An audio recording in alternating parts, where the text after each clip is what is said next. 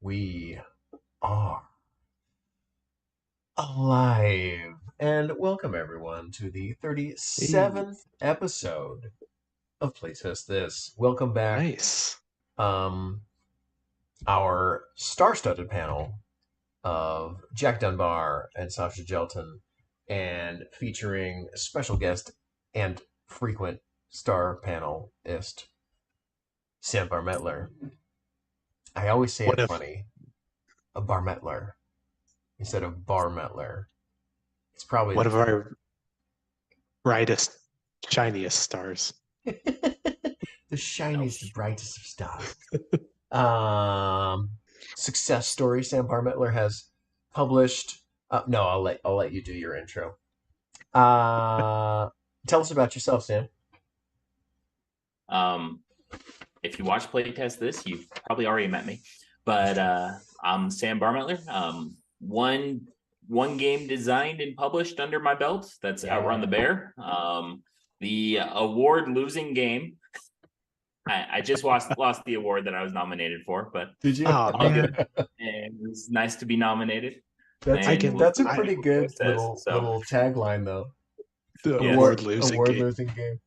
Um, but yeah, I've designed Outrun the Bear, and I'm trying to work, hopefully, develop more. So Mm-hmm. I like it. Sweet. Jack, what do you got going? I heard you Well, have I've a got a recently funded game. Is that true? I do, yeah, yeah. My game is at like 140% funded right now. It's in its last week on Kickstarter, so got I think like 5 days left in that campaign. So excited to see how we finish. But New Kingdom Gardeners is off to a good start. Um, and yeah, I mean, all of the projections on my end show that we should overfund in a way that will allow us to hopefully fund all of our stretch goals, which I'm really excited about. So that'll be really fun. Get to produce a game and put it out there for the 250 plus backers who backed it. So really grateful, really excited.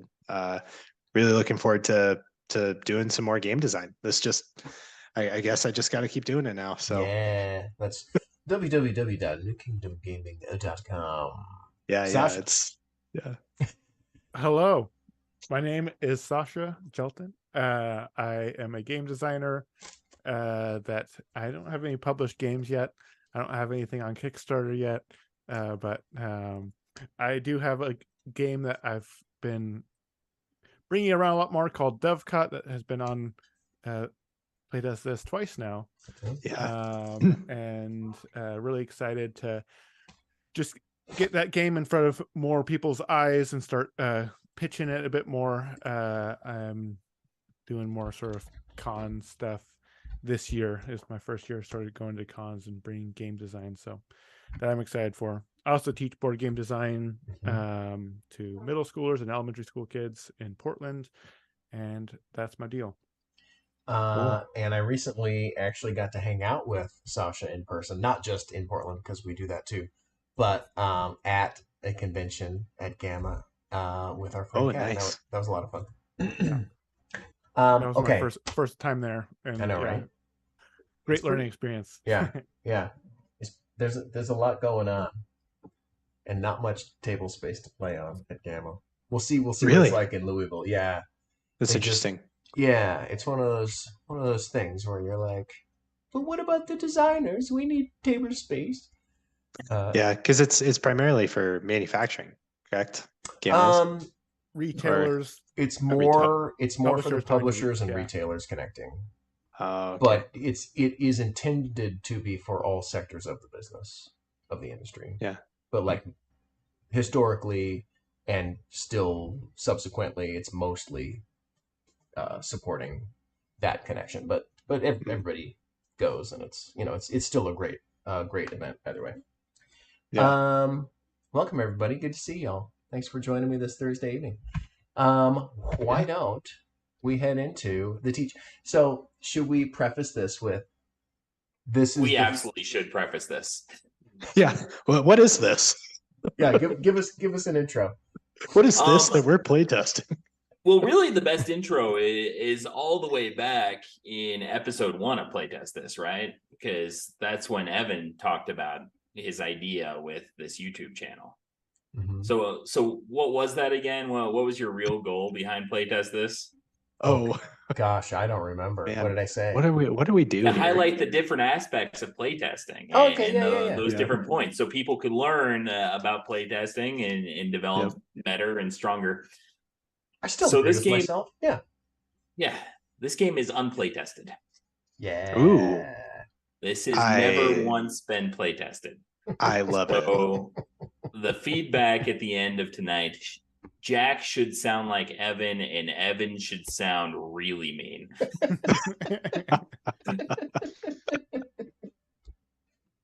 We'll see. I'll do my best. We'll see.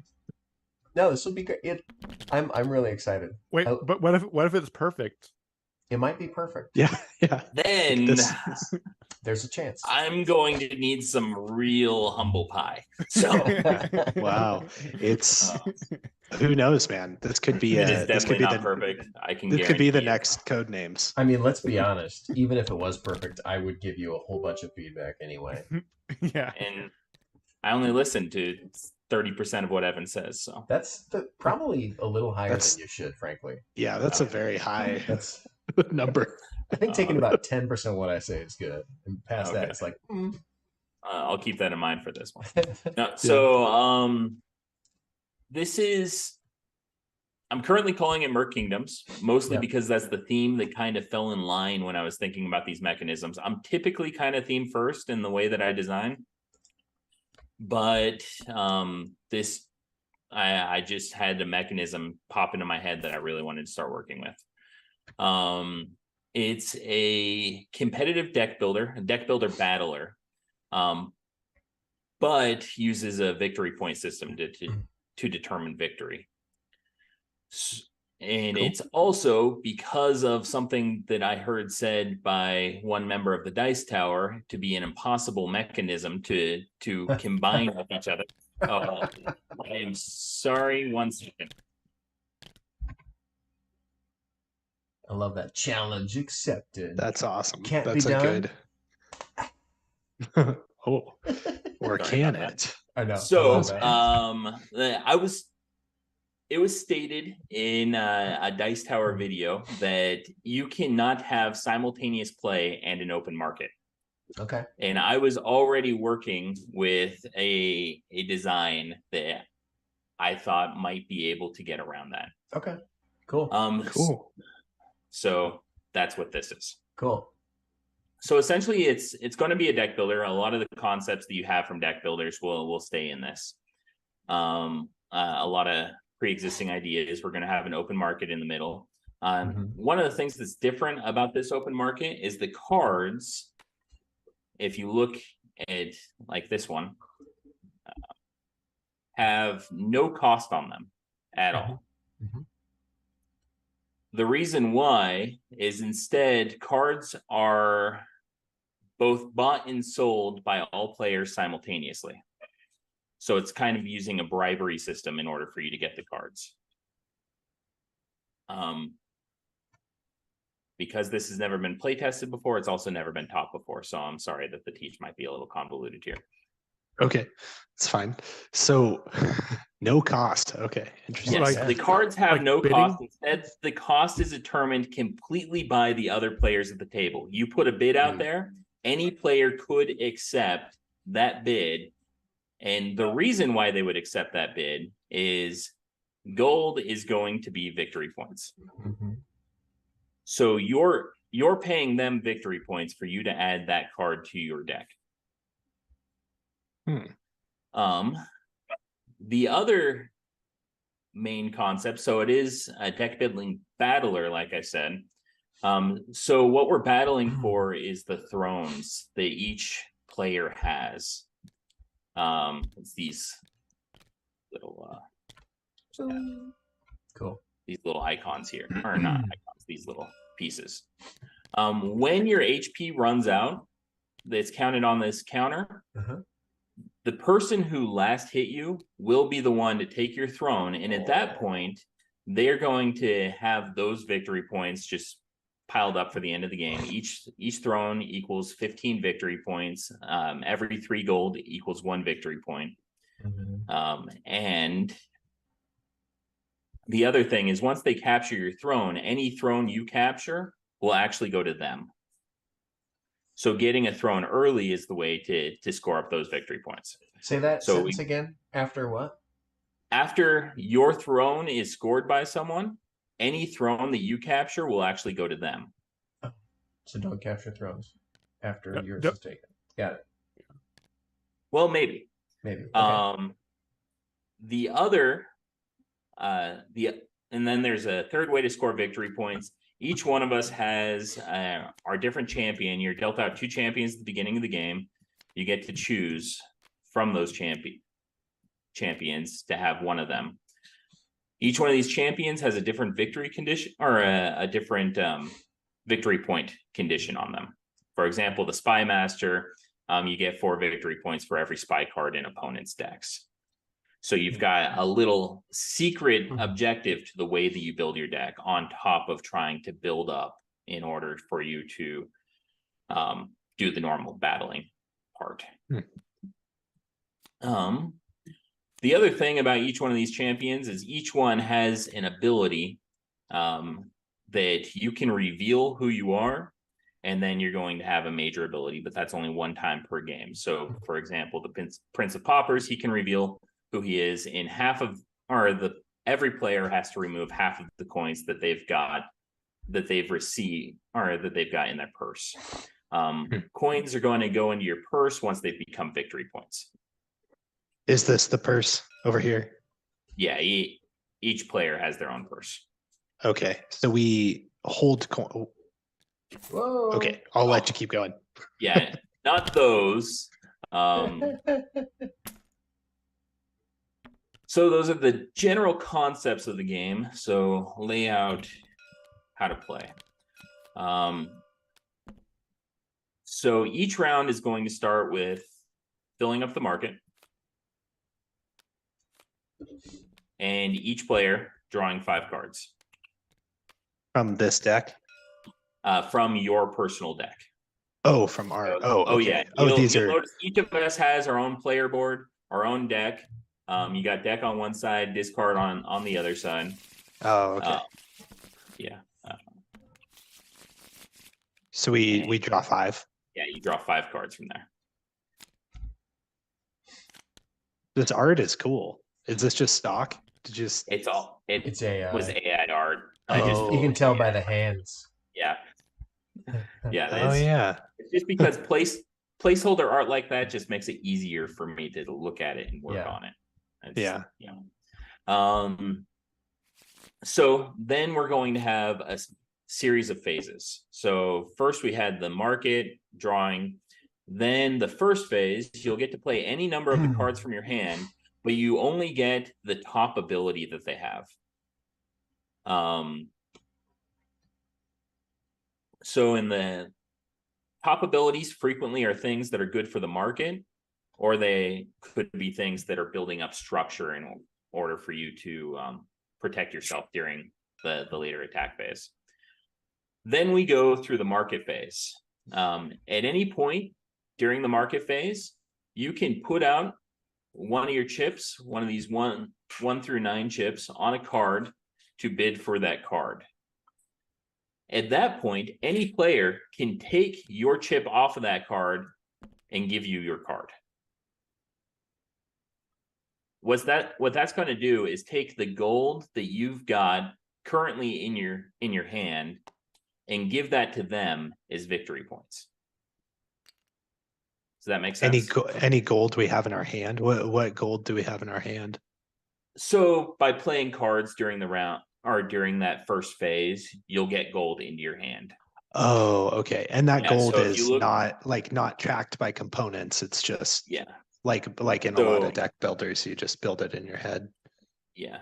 So if, for instance, I played this farmer and these 2 hunters, I would have 4 gold in this first round. Ah, gotcha. Okay. And I just track that here on my player board. And then we go into the market phase, and I can bid up to 4 gold on any of those cards. Okay. So I put 2 over here on this other farmer, and then any one of the other players could take my chip off this, give me this card into my discard pile, and then I would lose the 2 gold, and they would gain 2 from this bag into their purse.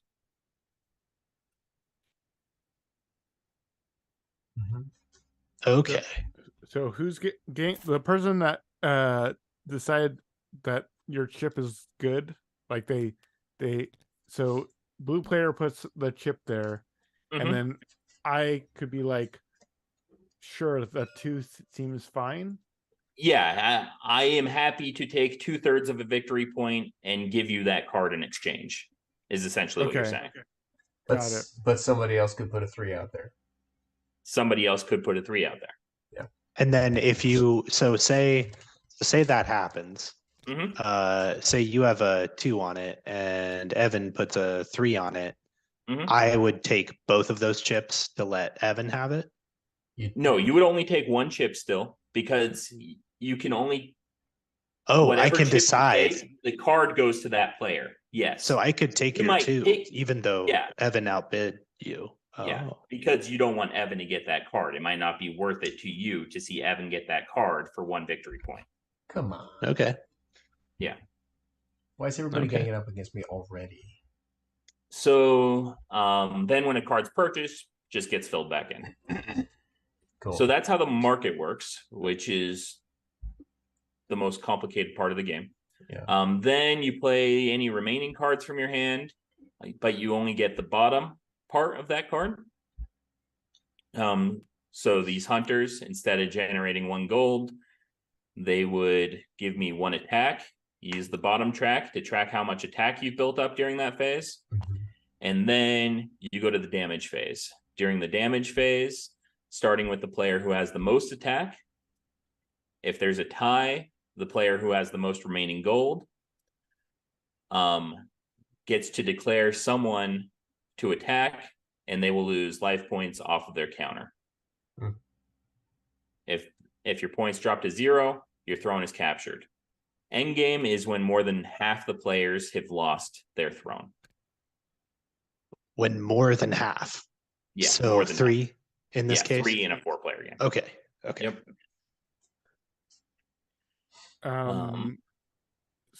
Okay.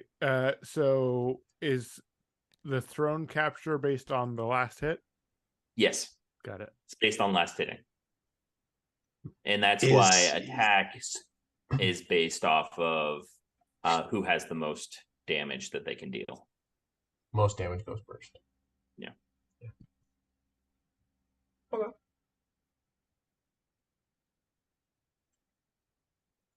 And do you always have to spend all your damage, or can you say like I don't want to spend all my damage, because then that only puts them at 1 health, so I'm going to just do like a little bit of damage?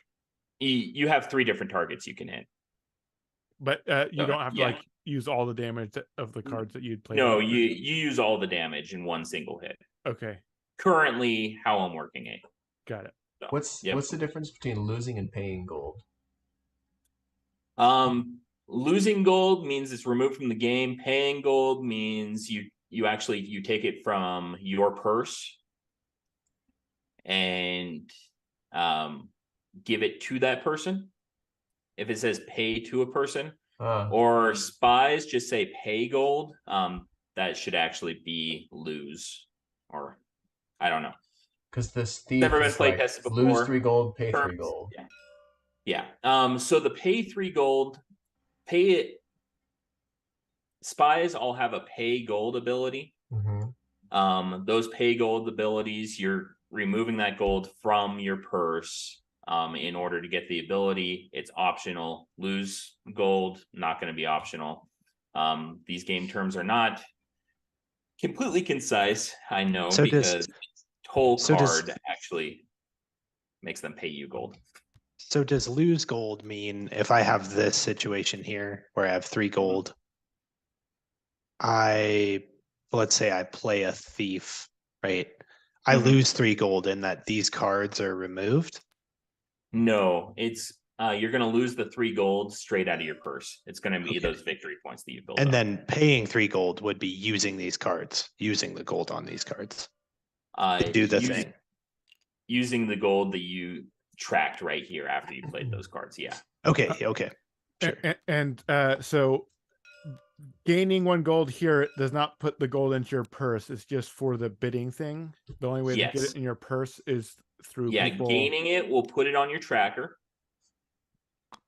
Paying it will move it from your tracker either to out of the game or to someone else.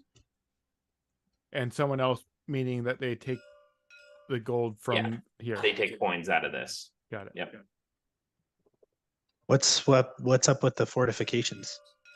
Those are different things that certain characters can add to you. You have wall fortifications and toll fortifications. Those are defenses. Walls reduce damage that you take, and tolls make it so other people have to give you gold when they attack you.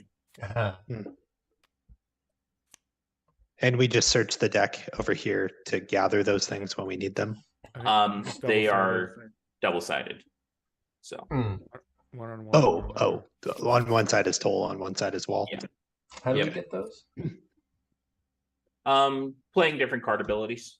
Okay, just not hasn't come out yet. Okay. Yeah. So everything else is just card abilities. Okay. So there are 6 factions, kind of not factions, but I guess subtypes or types of units in a way. You got spies, you've got peasants, you've got beasts, you've got courtiers, and you've got mercenaries. So I guess 5. Privateers. Privateers. Oh yeah, privateers, not mercenaries. Privateers. Okay. Your champion that you're dealt at the beginning of the game, their victory condition may be based off of what types of units you have. One of them is actually based off of the art on the units. I don't know if I will be sticking with that, but and then yes, so just again, the champions each have special victory point conditions, and the actually, I was wondering how to do this because. So are the champions shuffled into our decks? You will receive it into your hand. Yeah, each one of us will receive 2, and then you'll get to choose from one, and you'll remove the other from the game.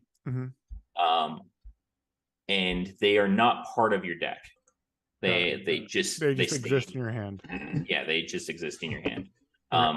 If you use that reveal ability and let everyone know who you are, you do put it face out in front of you. So for the rest of the game, everybody knows what your 3rd victory point condition is.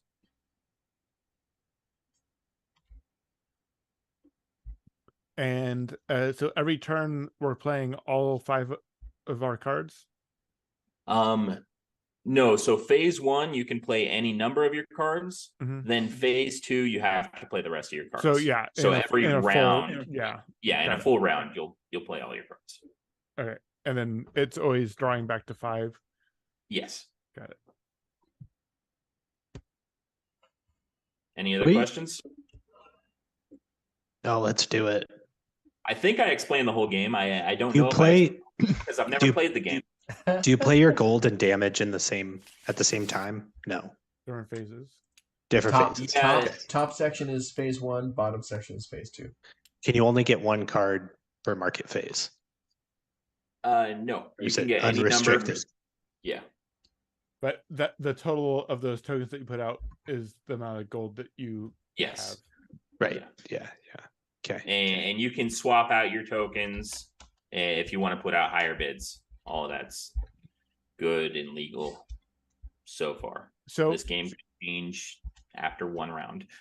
If for example, I had 7 gold or whatever, and I put 6 on informant, but no one ever was like, yeah, I want 6 and you can have that.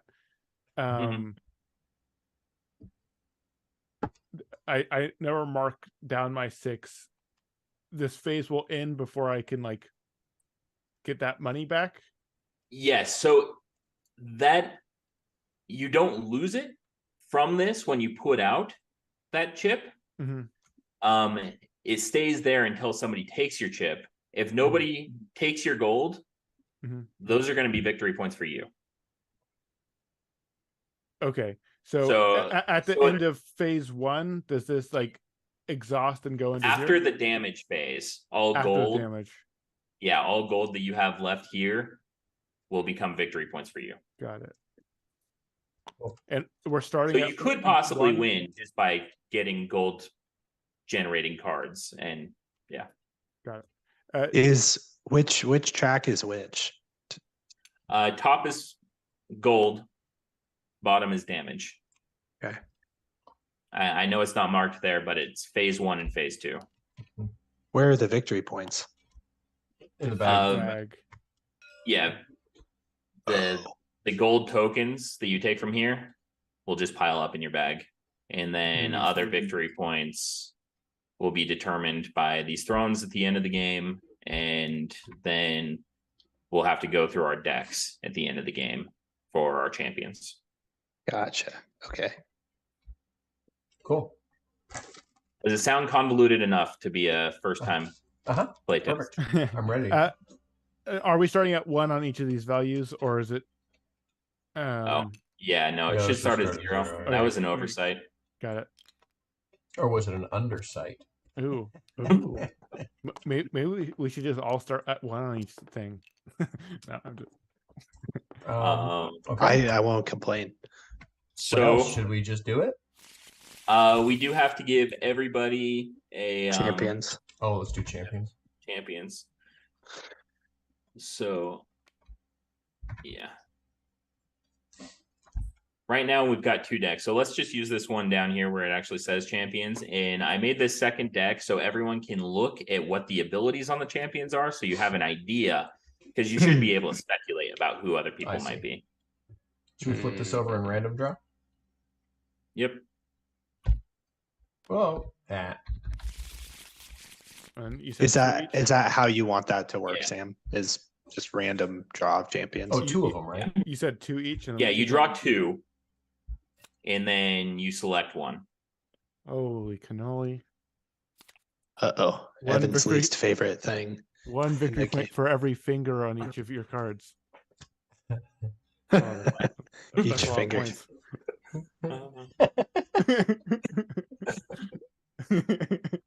Is that actually on there? No. That would be amazing.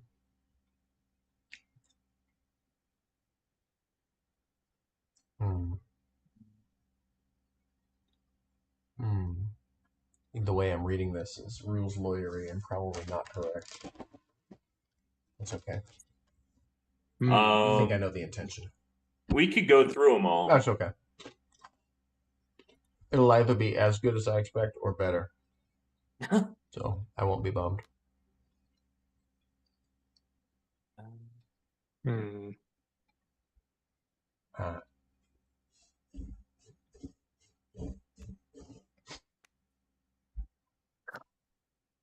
I like both of them.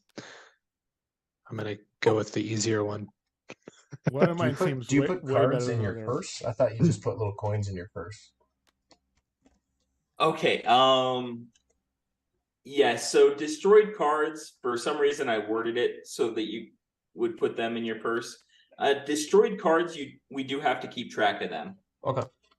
So Gotcha. anytime you have a game effect, you should kind of be able to lock that to yourself. Okay. Where does your champion go? Just leave it in your hand. Oh, okay. Or can it go in like the center of our board? It could if it fit. Nope. Should I have put my card? Should I have put my extra one back here? Yes. Okay. It's got to be this I'll top grab one. it. I'll double check. Yeah, I think so. Okay. So, Okay. I'm on it. Are we playing? all Yeah. Yeah, it's simultaneous play, so Game's we can over. start We're at any finished. point. We don't, but we do. Yes, So you have to play your cards, right? yeah, you have to play out your cards first in order to gain gold.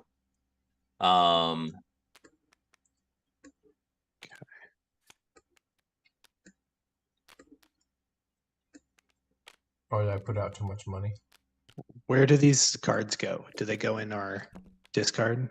They will go in your 1, discard. 2, 3, 4, 5, 6. No, I got 6 out there. I'll let Evan take these two. Yeah. So do I put Evan's chips in my thing or no? I take gold No. for them. Yeah. Okay. Thank So you. yep. Thank you. I can't reach my chips because my hand's in the way. How do I? Here. Oh, fancy wyvern.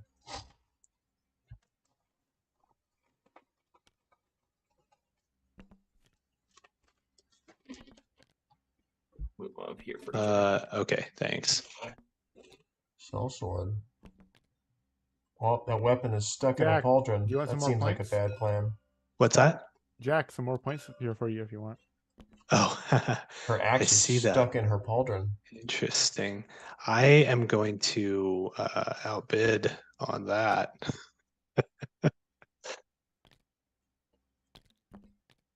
Yeah, sure. I'll take the 4. Okay, cool. So where does my 2 go now? That was on the wyvern that just got purchased. Your 2 should go back to you. So can I now put it out of 2 again? Why give Jack 2 when you could simply give Evan 1? Can I put out my 2 again? So Yes. can I, since I used all my gold, do these cards that I played go into my discard? Sam?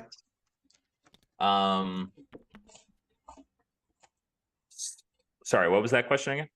The cards that I played to gain Yeah. gold, those just Yeah, go in my discard? Go into your Okay. discard. Yeah, so Okay, that's the and thing. then- Phase 1, play cards, then market, then phase 2. So And we play all our that's- cards, you should have all your gold.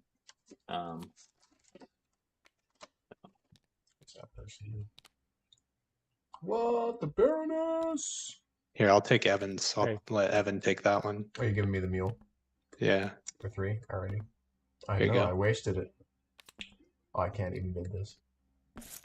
So can we use gold that we gain as victory points to buy cards? No. No. Okay. Okay. All right. So I in guess that I'm out. case, yeah, I'm out of gold too. But I'll give the cell sword to Jack. Well, I don't have gold to pay for that. So what do I do? Well, you got to get that. Yeah, you marker got to out take of your there. ticket back. Yeah. Oh, move take the it marker back. out You're there. making loans. You can't. Okay. Okay. Complete. I guess I'll.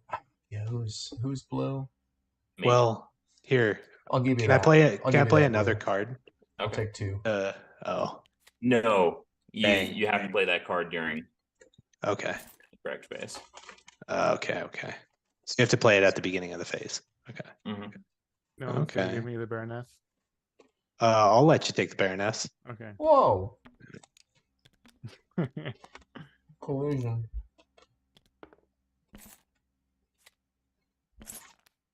I didn't even know you wanted the Baron. I totally allow it. Okay. All right. Okay. Oh, you still have some money? Mhm. Yeah, sure. You can have that. You filthy animal.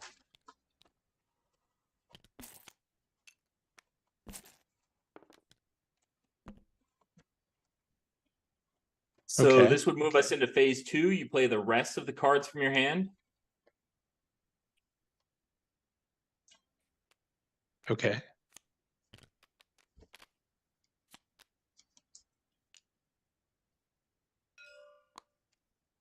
Just played it out to give myself. Wow.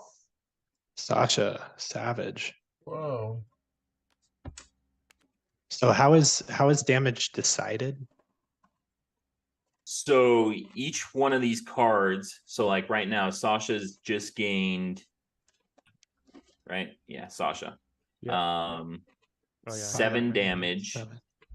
and he would destroy a wall fortification if anyone had one. So with playing these cards out, what's the order for, like, if I saw someone else play a card out that gave them a wall, then that would decide if I play this in my first round or not, right? Yeah. So is it simultaneous reveal for these cards, or Yeah. okay? Yeah. So this should we have start given with me the a Mason wall. in our deck. Yep. Cool. So I yeah, should have right played now this as as a part wall. of phase 2, you can destroy someone's wall. Got it, but no one. Yeah, I got it. Okay.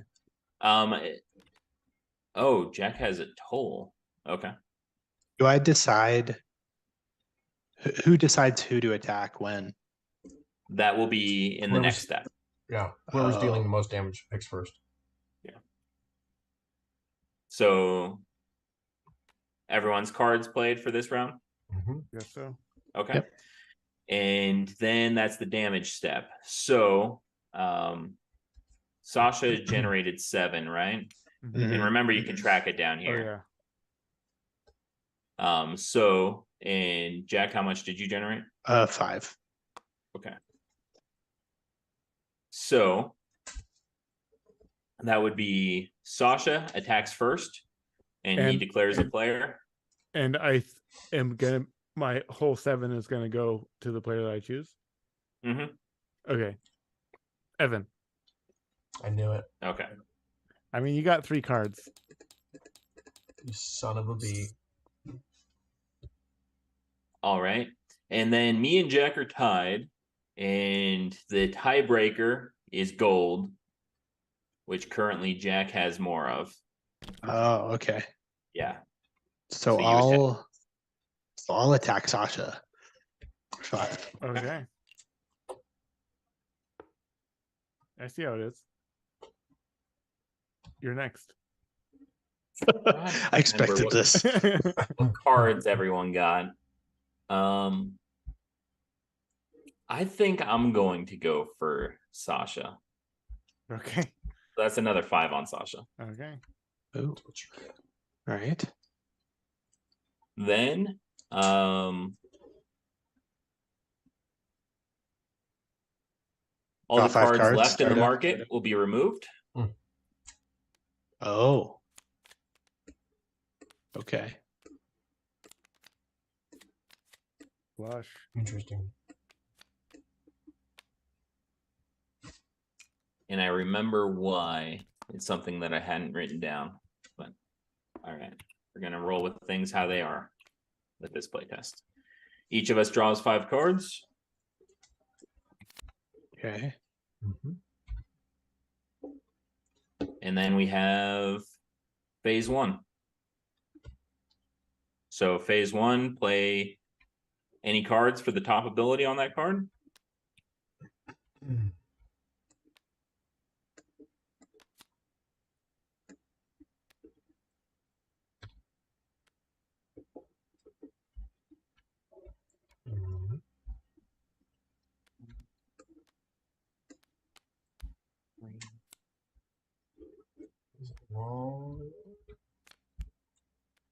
So the informant is interesting to me, Sam, because like if you're in the damage phase, what if you don't have 5 gold?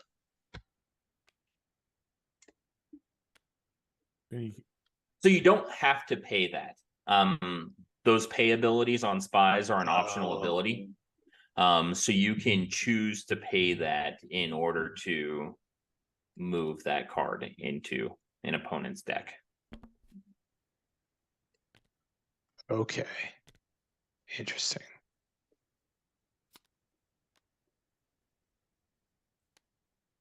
Forget how much that was.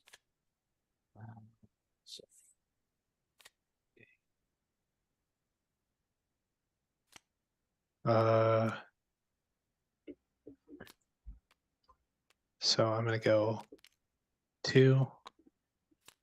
So okay, 2. And I'm gonna play 2 on this driver. So we don't start bidding until everyone's finished playing their cards for phase 1. Oh, I see. And we just verbally say we're ready to. Yeah. Okay. I'm done. I know. I'm done. Evan. Done. Okay. Done. Okay. Put the 2 out there.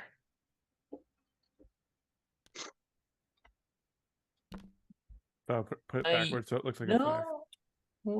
No. I'll give this to Sasha. What? I'll take. You guys Whoa. should Yeah. have Whoa. bid a better number. Then I'm gonna put my 1 on this hunter. What? Does this refill? Yeah. I'm bidding on whatever it is I want. Well, maybe not. Oh. What does it do? I'm gonna.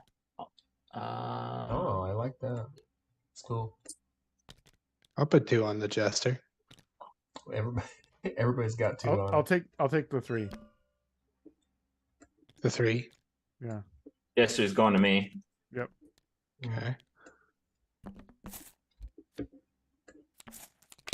Yep. Mm. Is there ever a way to clear the market? It just clears at the end of every round. Oh yeah. And so I'll does give it to Jack. this round Yeah. continues until all the tokens are done, or until no one wants to? Oh. Yeah, until no one's willing to wheel or deal. Got it. Ooh, I'll put 1 on this guy. Whoa, why are you covering up my bid? I don't know. Come on now. Seems shady.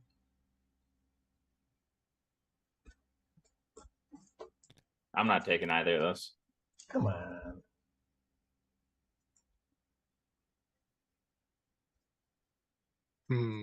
I'll take Evan's bid on that. Give me the collector.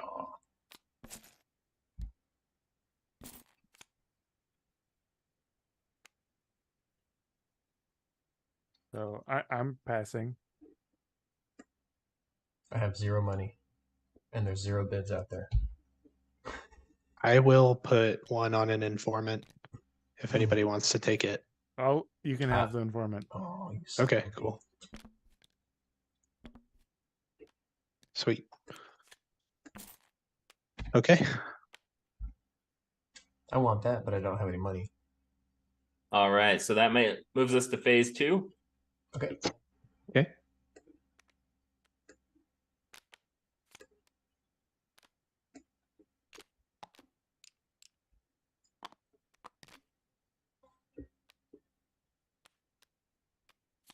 All right, I'm done. I'm also done. I am also done. I'm done. So 7. yeah, who's Was- got damage? I've got 6. I'm at 5. So Okay. looks like Sasha, Sasha, Evan, what me. did you say? 7? Okay. Yeah. Yep. Okay, I'm gonna shoot this toll. What does shoot the toll mean? Well, I can destroy a toll. You destroy my toll? Well, that seems rude. And then I guess I'm attacking Evan. Okay. For How much 5. damage? So 7, so 5. Okay. Yeah. And now I'm gonna get beat up on because I don't have a wall or a toll. So my turn. Yep. Mm-hmm. Yep. Take 6, Sasha. All right, Sam, take 5 for me. Okay, so I'm going to take 3, and I got to take 2 gold from you. Oh, I don't have gold. Okay, never mind. I forgot you have a toll. I wasn't looking at that. Hold on. I'm gonna attack Sasha instead. Okay. Taking gold would be from his bag or from his Yeah. board? Bag. Be from his bag. How much from Jack? 5. Okay. I assume that's standard deck building rules. You just, when your hand is out, you flip it Yep. and then shuffle it, draw it. Evan, take more damage. Me? Yep. I had 3, and you got a wall. You had 3, so I would take 1 damage? Yep. Okay.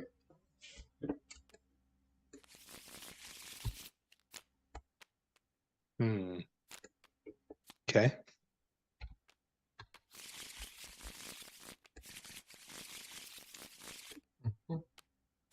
Mm-hmm. Mm-hmm.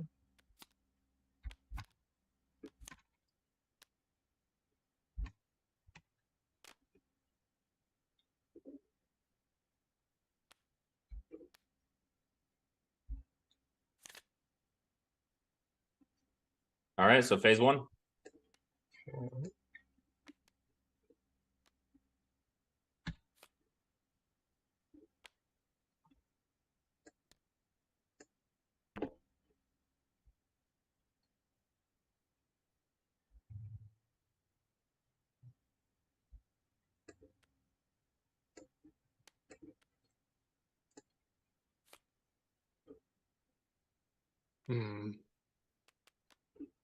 Play 1, 2, 3, 4. Okay. Where's my 2-bit chip? Oh, it's way down here. Okay. How do you group? Oh yeah, G. I sometimes forget the controls. Okay, so we play our cards. I'm done playing cards. I'm also done. I am also done.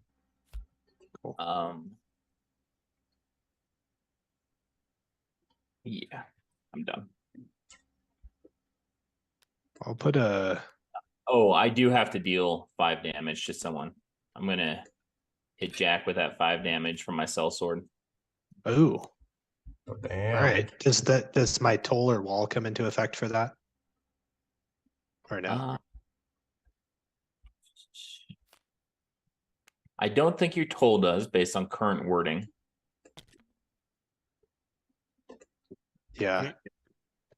Gain Deal 4. 5 damage. Yeah. So When both of those attacked? are when attacked. I'm gonna say that is just during the attack phase. Okay, so it's just 5 damage. Okay, undefendable damage. Yeah. Gotcha. Okay.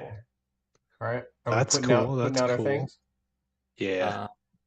Oh, I think I lost a card though. Oh, that's where it went. Fell into the board. Like those things. I'm gonna put a. Well.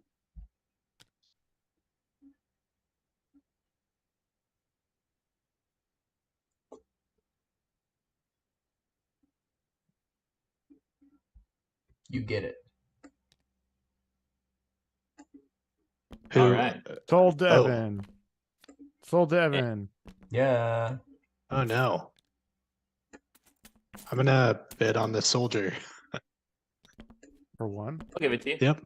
Sweet. Cool.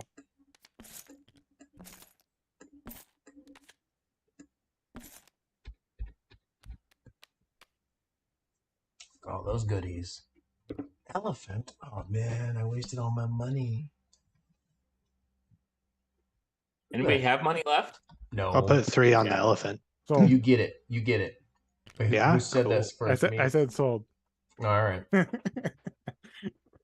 Nice. That's all my money. So you gotta be quick on the Yeah. sell.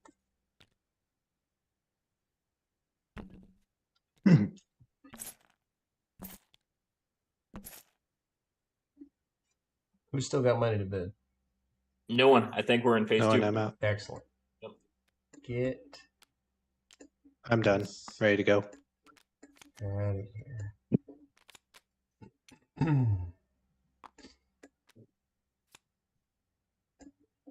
Ooh. Nice. 9 damage.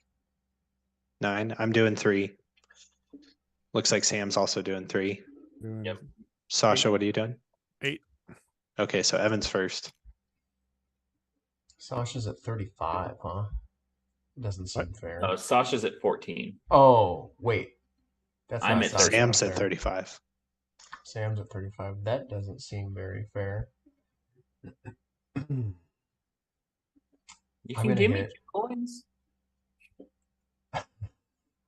I'm gonna hit Sam, but I have to give you 2 coins. Is that right? Yes. What if I didn't have 2 coins Then you wouldn't be able to give me 2 coins. and I wouldn't be able to attack you? Whoa! No, All right, you would be. take 9 damage. All right. You'd be in a pretty bad spot if you had no coins, though. So it seems okay to me. Oops. Whoa. Sorry, I was clicking on the wrong one because my hand was over it. Sure, Sam. That's what you're doing. I'm gonna cheat. It's gonna be much more subtle than that, or just changing the rules to be in my favor. Hey, Evan, take 6. I'm dealing 8. Okay. And then I also gain 8 gold. Yeah, so that gaining 8 gold would be when you're playing the card, but yes. Okay, Yeah. got it. And Sasha, I'll deal 1 damage to you with my 3. Okay. So.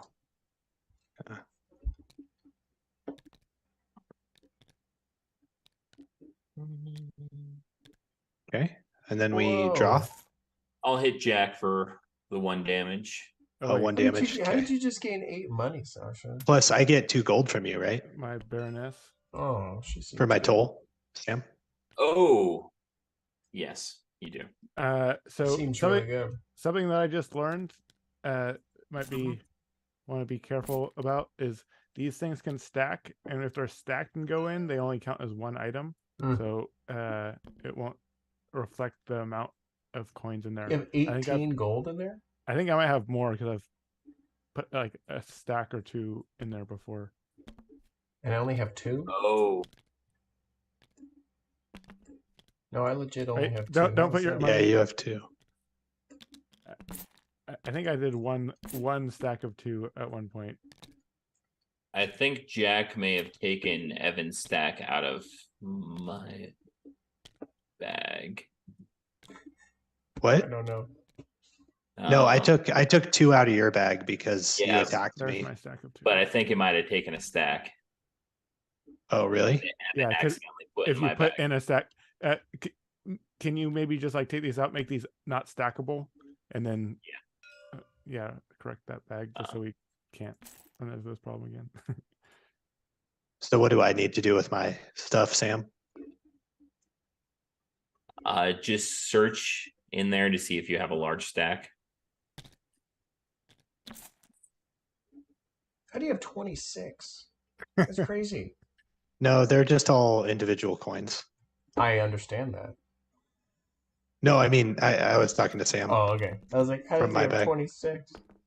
I mean, I got at least 8 from you from giving you things from here, and then I gave I got 3 from I've just been like selling cards to people, and then the Shnikes. Baroness just got me 8 more.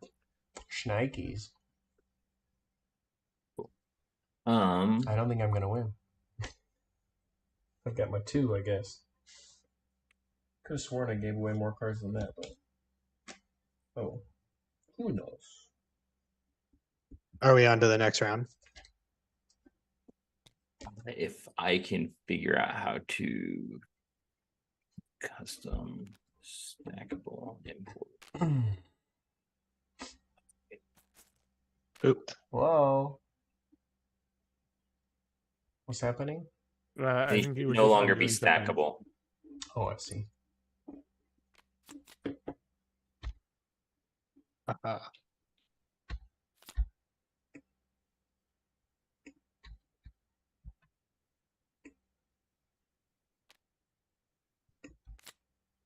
Okay. Cool. Draw 5. Do you have to play all the cards in your hand? By the end of the round, yes. You do. Okay. But anything that like has a pay money amount is optional. Yeah. Yeah.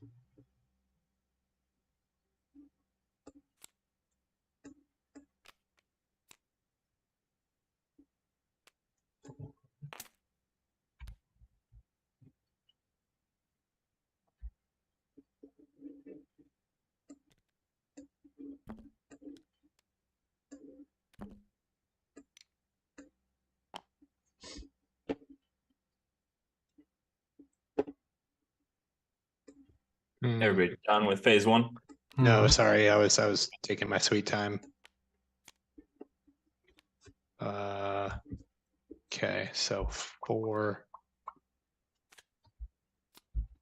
And I have to declare which opponent I'm attacking this round.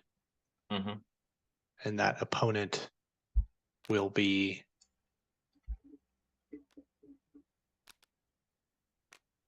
yikes, you guys all have tolls.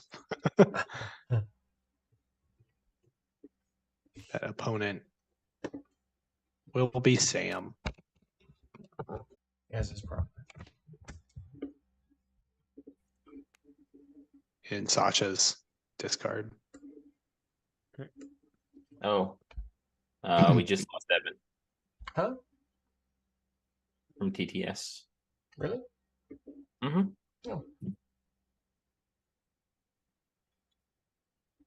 Oh, yep, there we go.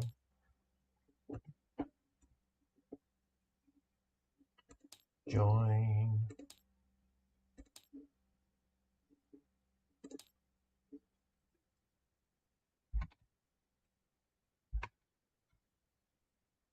Well, we're still on Zoom, so it's not that. I'm done as well. I don't know. We're waiting for Evan to come back in. Got it. You wouldn't steal all my stuff, would you? You would never. Okay, I'm ready. Okay. All right. Oh, I will bid 1 on the donkey. Everybody's got one on the donkey. Baroness. I've got 3 on the Baroness. Sasha wants 3. I'll give Evan the Baroness. Yeah. Can I move my chip after I've placed it? Yeah. Ooh, I'm gonna put it on the bandit. You can have the bandit. Sweet.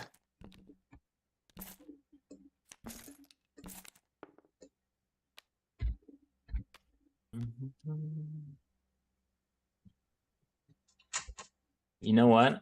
I'll put 3 on the elephant. You can have it. Take my 1 off the donkey. Ooh, I want it. I'll take 3 for the elephant. Taking my 3 for the elephant. Man, you gotta be quick on the market Mhm. phase. I know, Sasha has scooped me many times in a row. I'm like, dang it, he's too fast.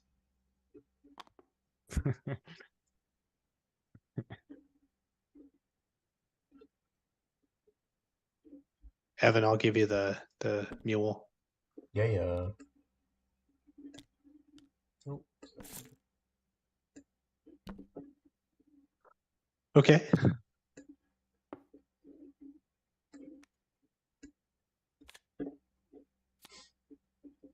All right. All those flushes, everyone's done. Yep. Oh, those cards are actually supposed to stay there until after the damage phase because of a player. Oh, got it. It's- I mean, they're all on the top here, so it's not a big deal, but because there's things that can interact with them. Yeah. Got it. Okay. I'll just go ahead and reveal my Empress and take all those cards. I'm gonna destroy Jack's wall. Whoa. Empress. I'm gonna destroy Sam's wall.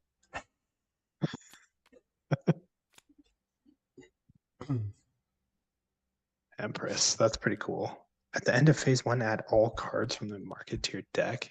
Jeez. That's crazy. Mhm. Okay. Then we play damage and okay. I've got Yep. 3. 2. Got 0. What about Sam? 0. Is 3 the Okay. highest? That's you, Jack. Yeah. So I'm attacking Sam, but I have to pay him 4 gold, it looks like. Yeah. Is that right? Yep. Okay. And how much damage are you dealing? 3. 3. Uh-huh. Whoops. Oops. I gave you your gold, so Hmm. should be good. Okay. Cool. Was it 20? And I'm dealing 2 damage. And everybody's got a toll.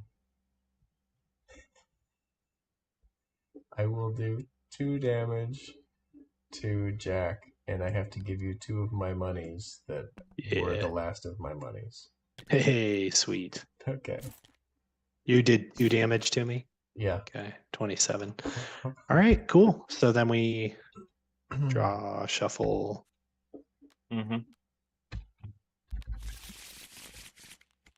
Draw.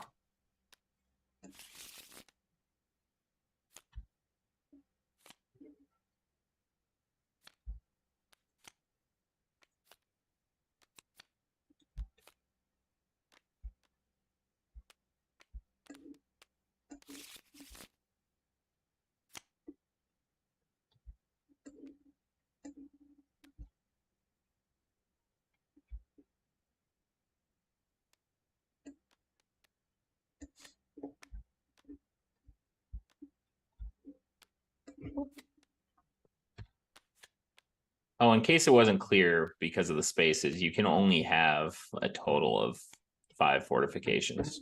Yeah.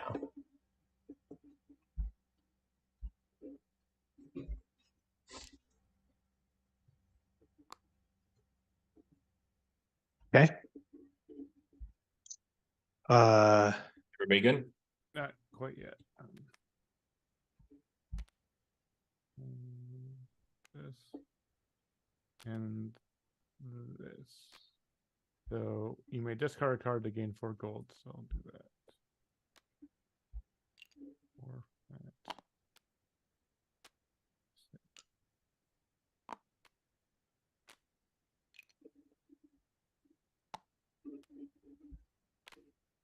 okay, so sorry, take a while.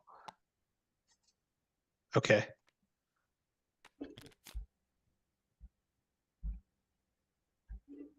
Ready? Everybody ready? Yep. Okay.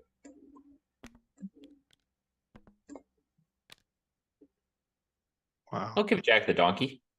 I'll me. play. Oh, sorry. Or not Jack, sorry, yeah. I I'm meant gonna put- Evan when I said Jack. I'm gonna put 2 on the knight. You got it. You got it. Yeah. That's 3 for Cool. me. Sweet. oh, Evan's so fast. That's what you get. Nice. 1 on Ooh, the I like. Jester. I love the Jester. What a cool card. Yeah.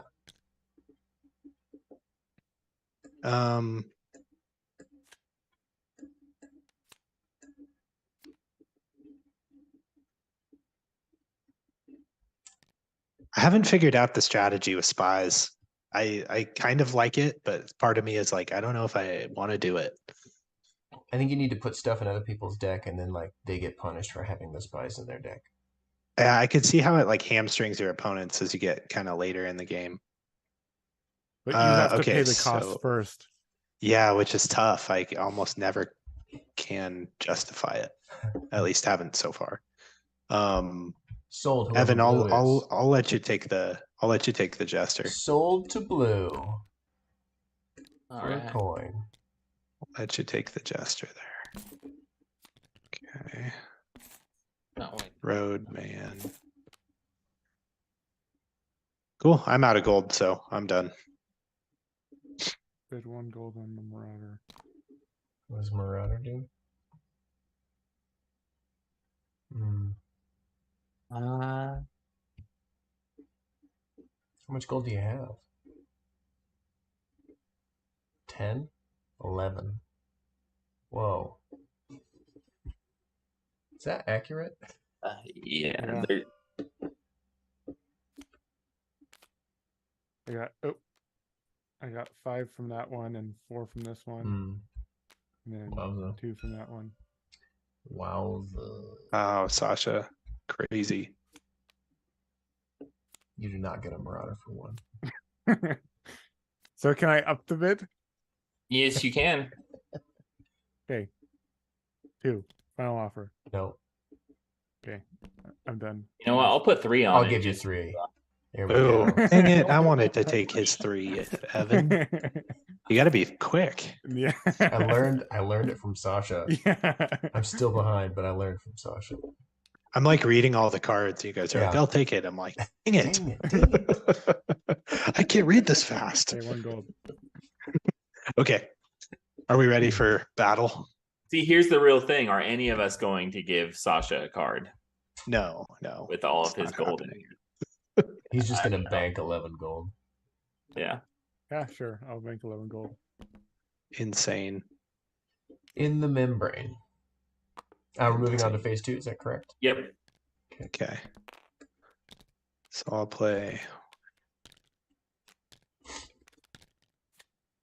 So. How does destroying a card work, Sam? Destroying a card just makes it so it's no longer in your deck. Just set it off to the side. Okay. Sasha.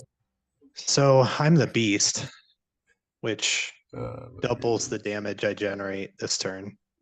Wow. So Wow. What So a I'm doing freaking 10, beast.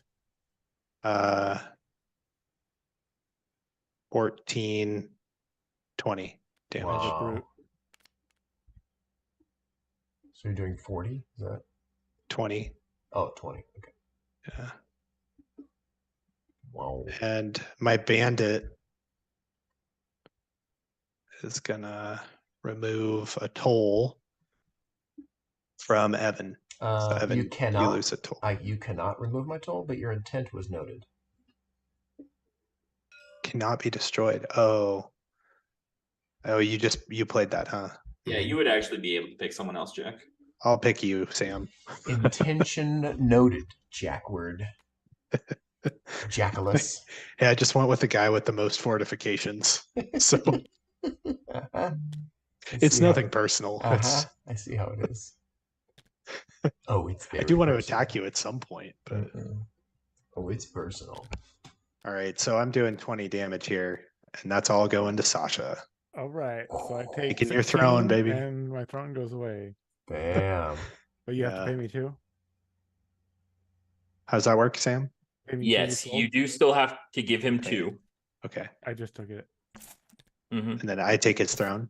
Yes, you take his throne. I didn't need it anyways. I didn't want it. It is worth 15 victory points. That's like 35 gold. Yeah, I didn't want it.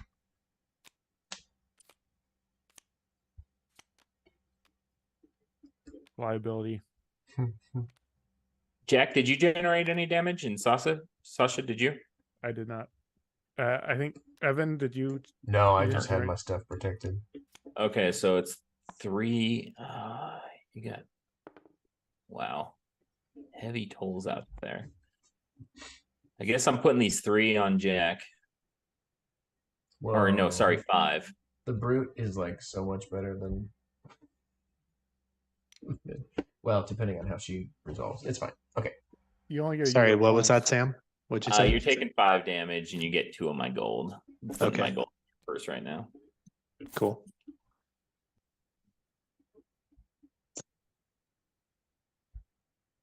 So why is the throne a liability? Well, I was just saying now I don't have to worry about taking damage. Does Sasha still play, or is he eliminated? Yes. No, he still Oh. plays, and if he captures a throne, it goes to you. So I'm not gonna do that, Oh, probably. I see. But I guess like I might not want the person who has the most points other than myself to have a throne. But What happened to Sasha's gold? I still have He it. still has his gold. Oh, So he'll keep on building up gold, and he'll keep on building up victory points based on whatever card he has. oh, I see. But currently Jack is winning Yes. because he has 4 points in gold and 30 points in thrones. And I have 15 or 16 points in gold, and Oh, no I points see. in throne. I think gold might need to be 1 victory point. per gold. Interesting. We'll see. If I lose, I'm going to disagree with that very hard. Just kidding. Yeah, 45 gold for a throne sounds like an expensive throne. Yeah. Okay. Oh, are we? Whoops. Yeah, draw your 5. I drew gold. So I should have drew cards. How do I use this thief in a way that isn't bad for me? You put it into somebody else's deck as soon as possible. Okay. So I should not have taken him from the Viro ever.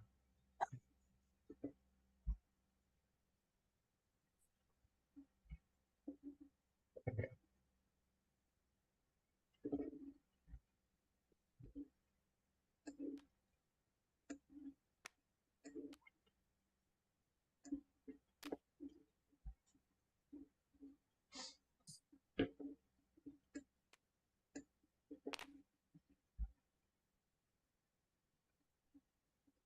So I'm going to build a wall.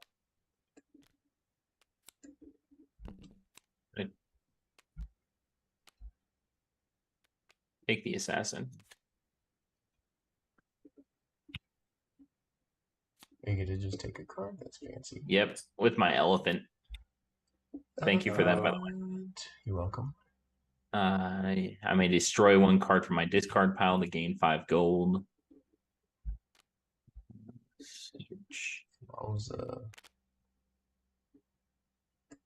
Okay, I'm done.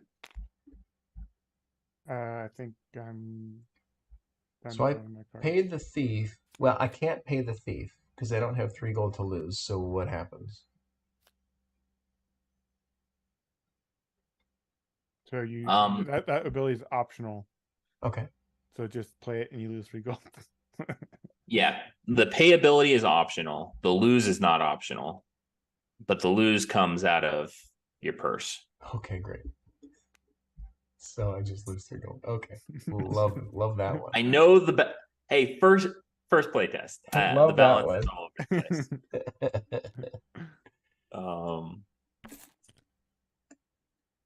It's better than losing 4 if I play it next phase. So so I declare who I'm attacking. I'm gonna declare that I am attacking, I guess, Jack.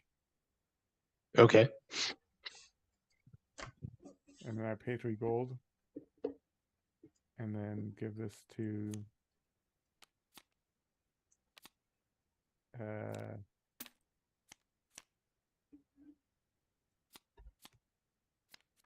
I guess give this to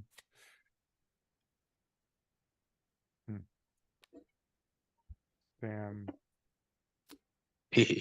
Sam. All right. So market phase.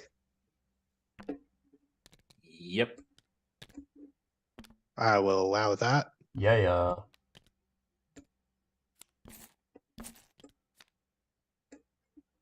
I'll take that. Oh, you son of a gun. You're on it now. You learned from me and I learned from Sasha. Sasha is the bet master.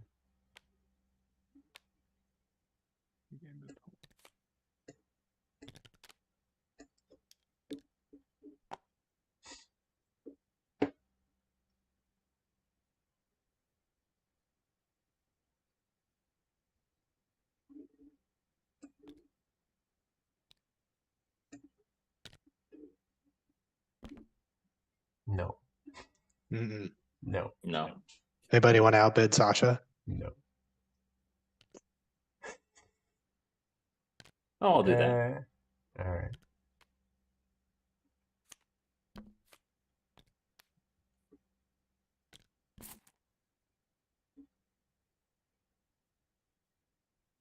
Oh wait. No. Okay, I'm spent. Yep. Not 2. I have 1 gold left, but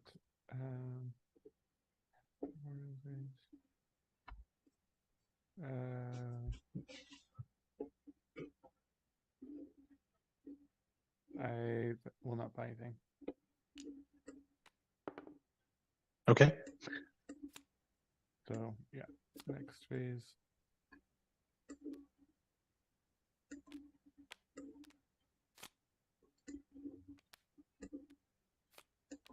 Next phase. Next phase. Battle. Okay. Gonna destroy So- Jack's wall. Oh man. So I get 5 damage.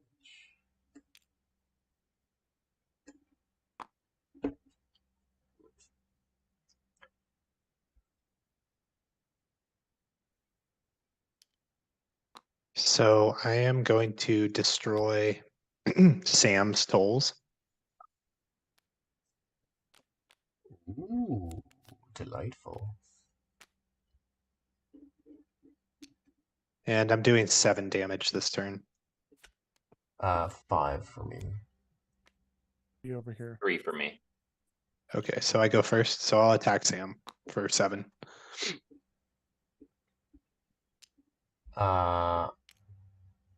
Sam for 5. I'm driving Jack for 3. Okay, and I get 2 gold. Yeah. Okay. Okay. And then Evan. I already did 5 to Oh, or Sam, I mean. Sam. Yeah. Oh, I'm gonna hit Jack for 3. Okay, and I get 2 of your gold. Yep. Cool. Take 3 down to 16. Okay. Draw 5, start over.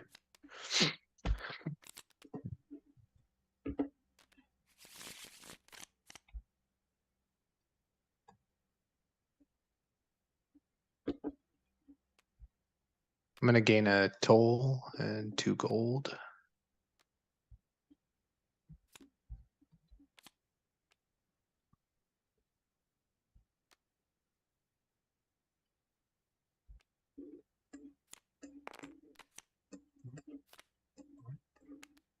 Whoa. Whoa. Gonna play my cell sword, so I discard this hunter Mhm. to deal 5 damage to Jack. Okay. Then I'm gonna play this jester to copy my cell sword, discarding my hunter. Ooh. 5 damage to Jack. Or no. Yikes. Yikes. Sneaky.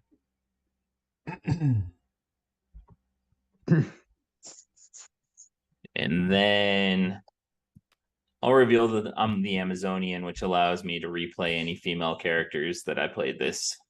And I'll replay the cell sword to deal 5 damage to Jack. Dude. Not cool. Not cool, but also awesome. I love it. I love that move. So I Can't wish you hadn't complain. been at 16 damage. No. you know, Wow, it's I mean, that's pretty cool. That's 15 damage, undefended. I did 20 on my thing, so all the abilities seem pretty cool in this game. Except we haven't seen Evans, I don't think. yeah, I already played mine. you did? It allowed me to Took swipe all the swipe cards Oh Sorry. yeah, take all the cards. Mine is the only one that Right. hasn't been seen yet. Yeah, take all the cards. Take the cards. Oh, whoops. Okay, so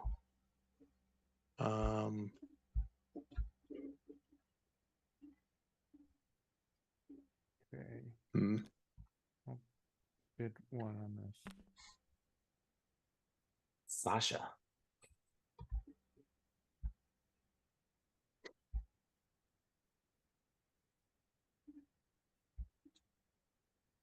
Hmm.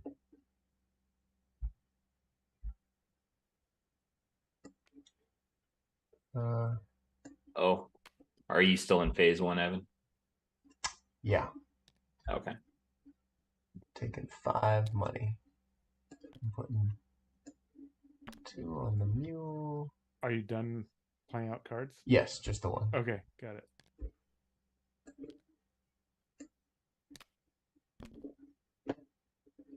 I'll and you have the take mule. I'll take all of these. I'll let you guys. I already gave the mule. You could do the other two. Oh, okay.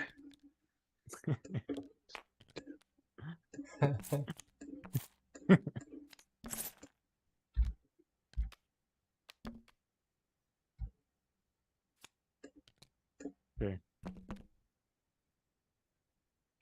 I'll do Evan. Sorry, I finally read it. No. It's a 1. I still want it, Okay. but it's not that good. I'll still do Evan. Yeah.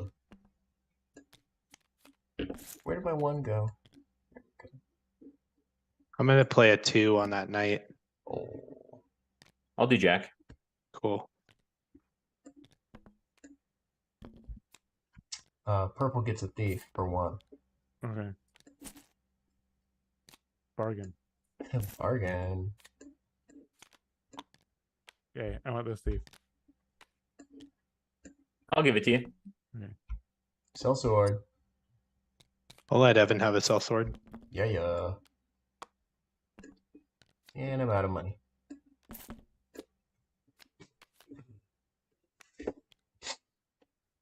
You're gonna Nice. go with him.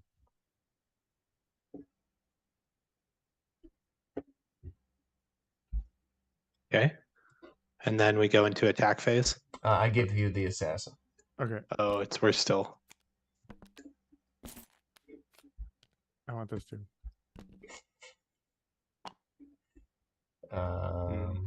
Okay. No, this is bad. This is really bad. Well, who just gave that? Oh, Jack. Come on, buddy. Okay, I want this. No. I care not for you guys. No. I want this. No one wants to give me this? No. Even for 2? Oh, I'll do it for 2. You're giving Sasha so many victory points right now, Jack. Okay, I'll reveal my card. Spy Master. Yeah. 4 Wait, V3 per spy card in your opponent's deck. Oh man, I There you forgot go. that he was the spy master. Move all spy cards you have to opponent's discard piles. Here It's you go, pretty Jack. good. So many things to look at. You put them all in Jack's. Well, based on Evan's ability, I don't want to give any. It's Yeah. better for me to give it to. That's true. And Jack looks like he's the furthest ahead. All right. We'll see. Okay. Everybody spent all their cash? Mm-hmm. Okay. In that case. Back. Whoa.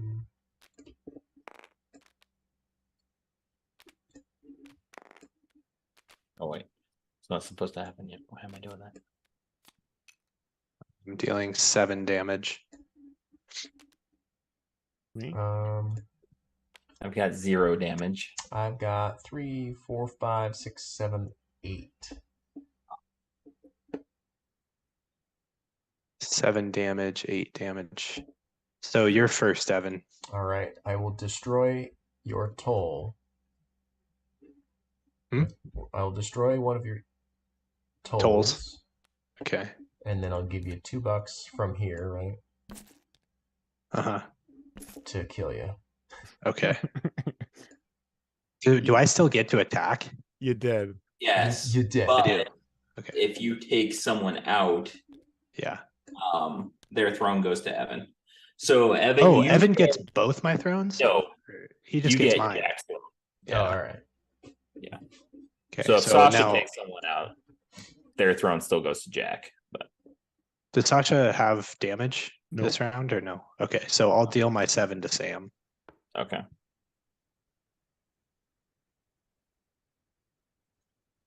Okay, so one more person dying, the game ends immediately. The end of that phase, yeah. Got it. Okay. So we're back to the beginning. Mm-hmm. Okay.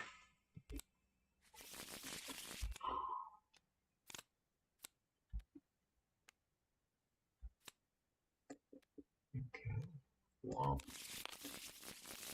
Womp.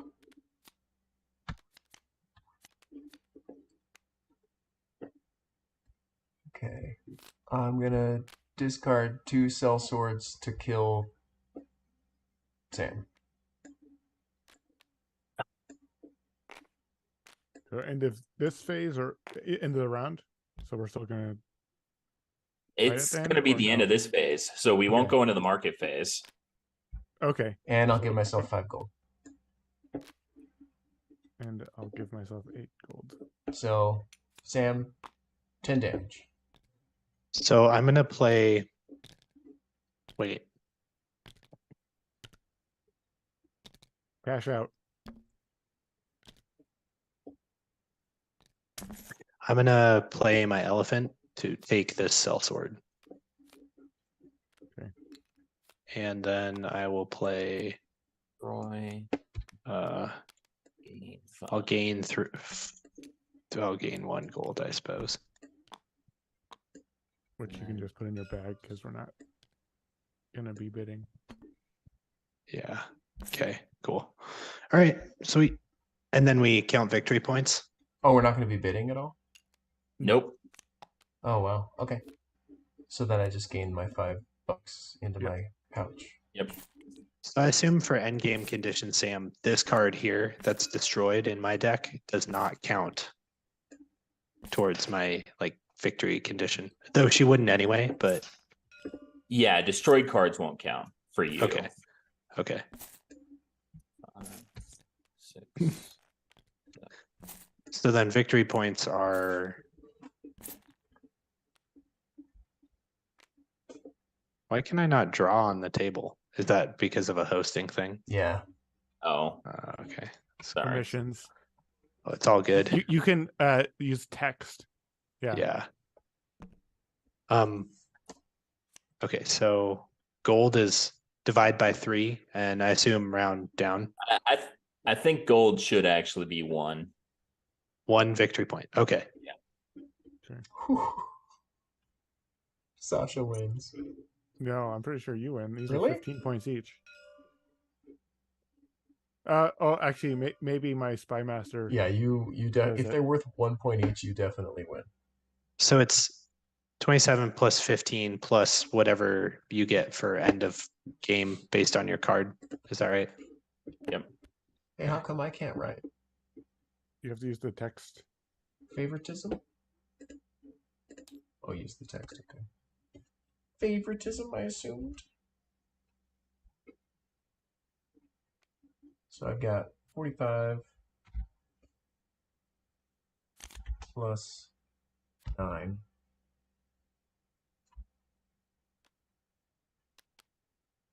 Okay. And then how- my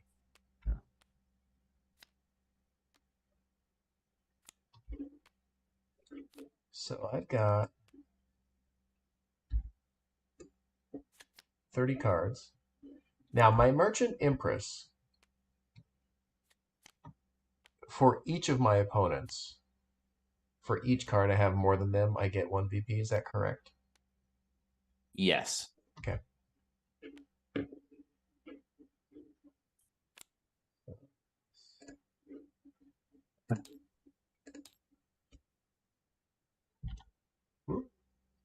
Whoa. So Sam, do you have any spy cards in your hand?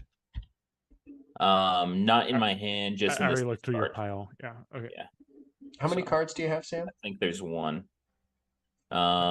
Total 9, 13. 13. Oh wait, no. 17. 17. Okay. And how many cards do you have, Sasha? I have a total of looks like 9. Wow. oh, Yeah. we're doing gold as 1 point, huh? Yeah.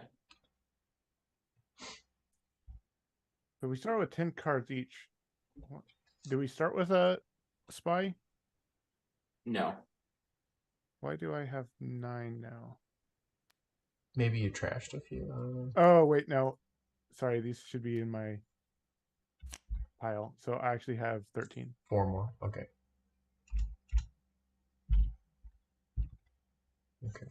So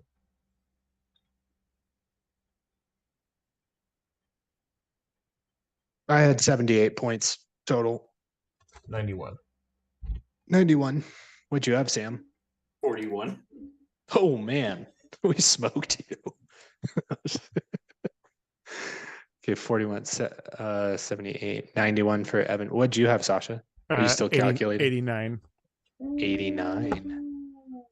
Evan won. Yeah. Wow. He did score 3 thrones in the end. Yeah. Yeah, having the thrones makes a big difference. Yeah. Good thing the goal was worth 1 point each, because otherwise. Right. It definitely made it tighter. I mean, it was interesting because like you were still in the game, even though you were eliminated first, which is kind of nice. Yeah. Yeah. Sweet. Yeah. It's not real player elimination. It's just you're giving up your 15-point chip. Mhm. So that's the game. Cool. Sweet. I like the simultaneous buying and bidding. I had fun with it. Mhm. Jack finding positive on a game that's never been play tested before. Who would have guessed that? I am optimistic. I liked it. I also think that for a first playtest, this played surprisingly smoothly. Most of the time when a game comes to the table, it's like hard to even muddle through. And we played a very comprehensible game, I felt, with a pretty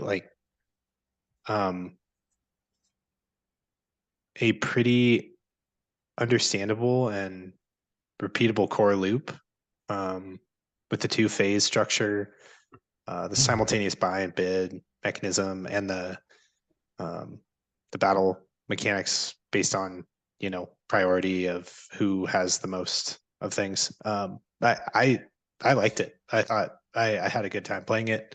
I like the auction and bidding. I like the idea of the tension of building other people's decks for them is kind of interesting. I don't know if I've ever seen that. So I think that's really like innovative and cool. I felt like the player powers were all interesting. Yeah. What did I not like? I didn't like that there were no reactions that you could play. So, there was nothing you could do as there were some things that I felt would have been beneficial to do out of turn. For instance, throw up a surprise fortification.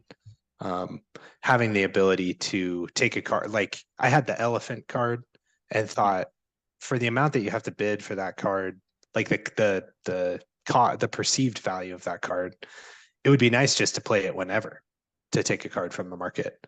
The other thing is being able to draft cards from the market when they appear is nice because sometimes that first draw or the river that's shown on the beginning is like, you're not interested, but then that card comes out that you're like, oh, I have to have that.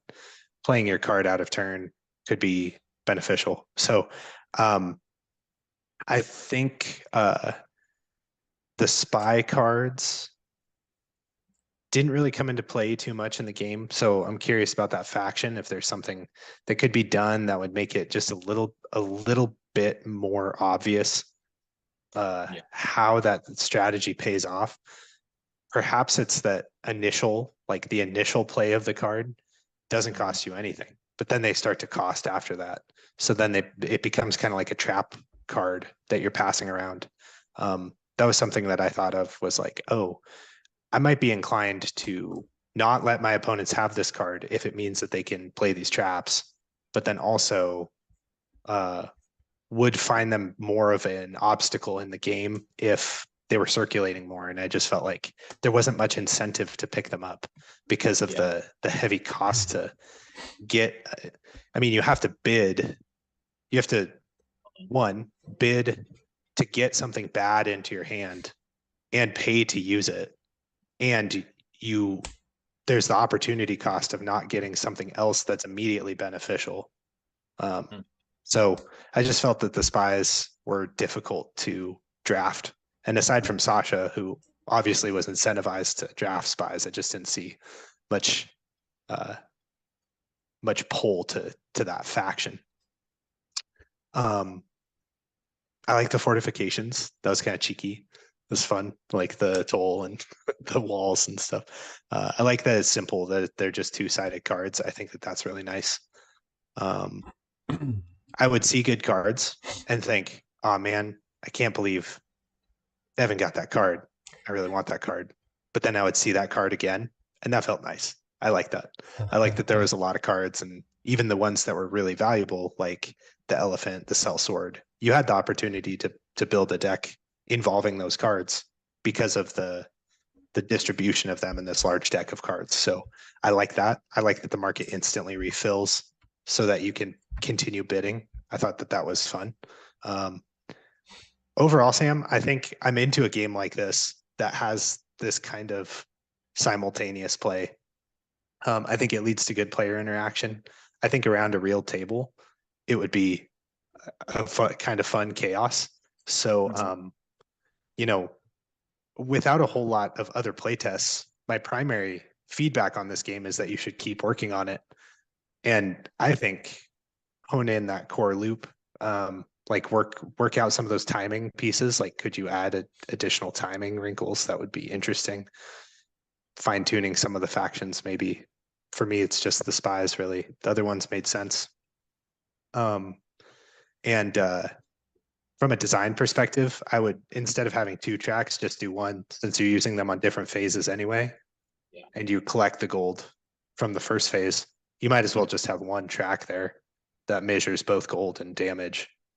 Because I don't think it would matter. I'm on the scoring. I think 1 point for the gold makes sense. The follow thing on the thrones, I'm not 100% sold on that. I just wonder how that plays out. If Evan knocks me out and then I steal your throne, that throne goes to him. Is that correct? Yeah. Okay. But I get no benefit for knocking you out at all. Yeah, and should actually change your approach to your deck at that point.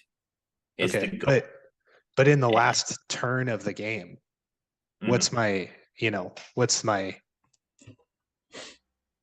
like benefit? At that point, I'm just waiting to lose because Evan's just pulling further and further ahead, right?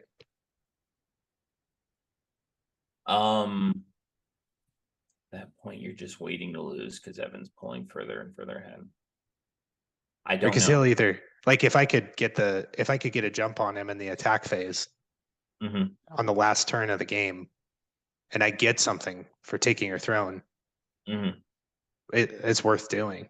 But otherwise, it's like, what am I supposed to do? I just, if I attack and he follows and gets the kill, or if I get the kill, it doesn't make any difference. Okay. All right. So I hear you. Yeah. So I don't know if to me, I was just like, man, the follow thing is brutal. I'm not sure how it works out in practice because you'd have to test it a bunch more times. Yeah, and maybe it's have that happen at all in this game. What's the follow thing? Well, I think he's talking about like when someone takes your throne, if you then take someone else's throne, then the throne that you would normally take, since your throne is gone, goes to the person who took your throne. Got it. Sasha did with that what I would imagine someone would do with that. Sasha, did you ever get another point of damage after your throne was taken? One time I like sort of I didn't have to, but I had like when my soldiers came up, they're like, they didn't do anything other than do damage. But I feel like I made the mistake of playing it for damage, and I should have just played it for the top half, which is nothing. Oh yeah. Instead, but I was like, oh, I guess I'll play this for damage because that's all it does. But I sort of regretted doing that later. I'd be curious if instead of if you don't have a throne and you destroy someone else, that throne is just taken out of the game or something. So it's like I I can love still like that. hit someone, but I'm not like Yeah. gaining Yeah. anything. I'm just stopping the person from Okay. getting some points. I like that. I like that idea. That's an easy one. Because I think if you take a market strategy, like Mhm. like Sasha was doing, and he was eliminated early, so he had the opportunity to build a deck to say like, okay, I'm out. Now what am I going to do? He had a few turns to think about that. Mhm. Playing last man standing, where you're trying to be the conqueror, which is what I was incentivized to do as the brute. Right? I'm like, well, now that my throne is gone, I kind of lose, right? Because I'm built to conquer, so I want it to end quickly. But ending it quickly, if I push for that, actually disadvantages me even further. So it's kind of like, you know, if there's anything you could do to incentivize the attacking players as much as the market players, I think that's just something to consider, and that's a good option.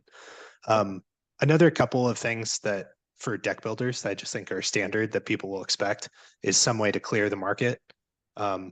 You know, if you can do that during the auction phase with some sort of trade, that's something people will probably expect is an option. It doesn't necessarily mean that it has to be that way, but just something that came to mind for me. And the other thing is, can you Main deck trade? builder is Star Realms, so that's why like that never even came to my mind. Yeah. Yeah. So yeah, true. The other thing to think about is like, could you, I mean, I'm always thinking through the lens of Dominion, but I think if you have uh what, I don't think you can clear the deck in Dominion either, but you can Hero Realms. Clear the market. The Oh man. Oh, the other thing is, can you trade cards in your hand for something? Like if you don't want to play them at all. Though there are the restrictions with the spy cards, you have to play them. So that rule kind of works against itself, but or like if you were to change that, it would work against one of your factions. But just an option for like in Sasha's case where he has a knight or a soldier that has no gold value at all. Could he do something with that? Can he like discard 2 cards to draw 1 card, or I don't know, just some sort of mitigation thing if you end up, Mhm. end up in a place where you've built a bad deck or your strategy is diverged, has been forced to diverge and you are kind of stuck. Is there anything you can do? So those are my critical pieces, but overall, Sam, had a lot of fun with it. I think simultaneous deck builder, yeah, it's pretty cool. Cool. Yeah. Sweet. And just to sort of add on to a little bit of what Jack was saying, I think with deck builders in general, you can't really pivot very quickly. So with that thought of after you're dead, you need to pivot, it takes a while. It takes like several rounds to even feel like you've started to pivot. And so that would be my one concern or thing to think about. If you want players to pivot after they die, you just need to keep in mind either give them tools so that they can maybe pivot a little bit faster. But that was something that I had already chosen to do more of a market strategy before I was dead. And so it was more natural that, now that I'm dead, I'm doing market stuff anyways. But if I had been like in Jack's situation, pushing for damage stuff, it would be pretty hard to pivot in any reasonable amount of time before the game was over to being a more market strategy. So that would just be one of the things from like a very pulled back perspective, something to be conscious of is it's hard to pivot in deck builders quickly. Yeah.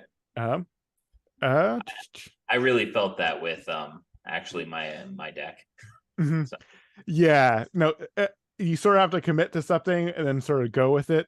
And like there are maybe some ways to do little pivots, but just since when you get cards that go into your discard pile, then they have to get shuffled up and come back. And if there's not like an easy way to get rid of lots of cards out of your deck, then yeah, it's just like a lot of work to pivot.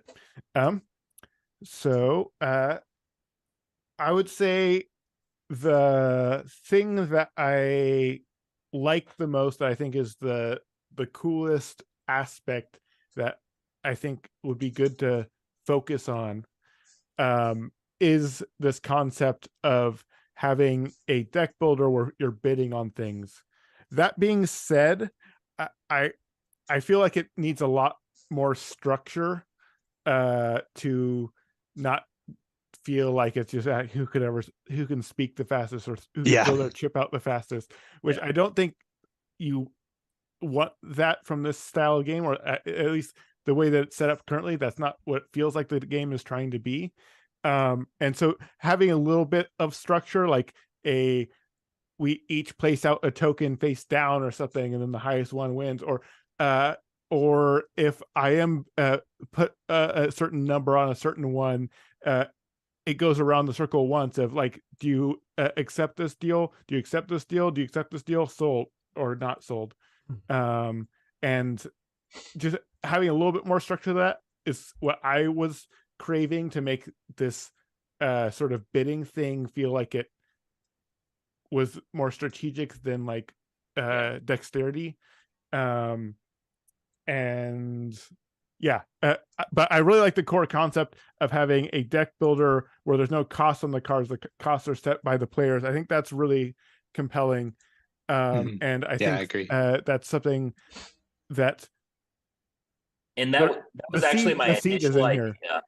Was just that. That's where everything came from, was the idea that cards don't have cost. It's all based on players. And then this whole simultaneous is actually just because of a challenge that no, I totally feel that. So. I in my opinion, the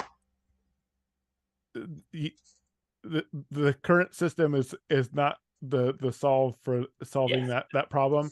I would still be, as someone that also likes challenges and stuff, I don't think you should not pursue trying to solve that problem still, but I think that it would be a cool game, like having a more structured bidding thing. And so then it's just sort of up to you on how much you want to make that challenge what this design is about or not. Because one of the things that it does is an experienced player will always beat inexperienced players in the system, because there's no knowing the cards would definitely be a big advantage, because you can act on it faster. There's a couple of different things that are potential problems, but it ultimately it was feeling sort of dexterity when in a game that doesn't feel like it's supposed to be a dexterity game. Okay, bidding around. I said that. Order for accepting a bid. I think a lot of the things I was writing down are going to sort of be reiterating that overarching point.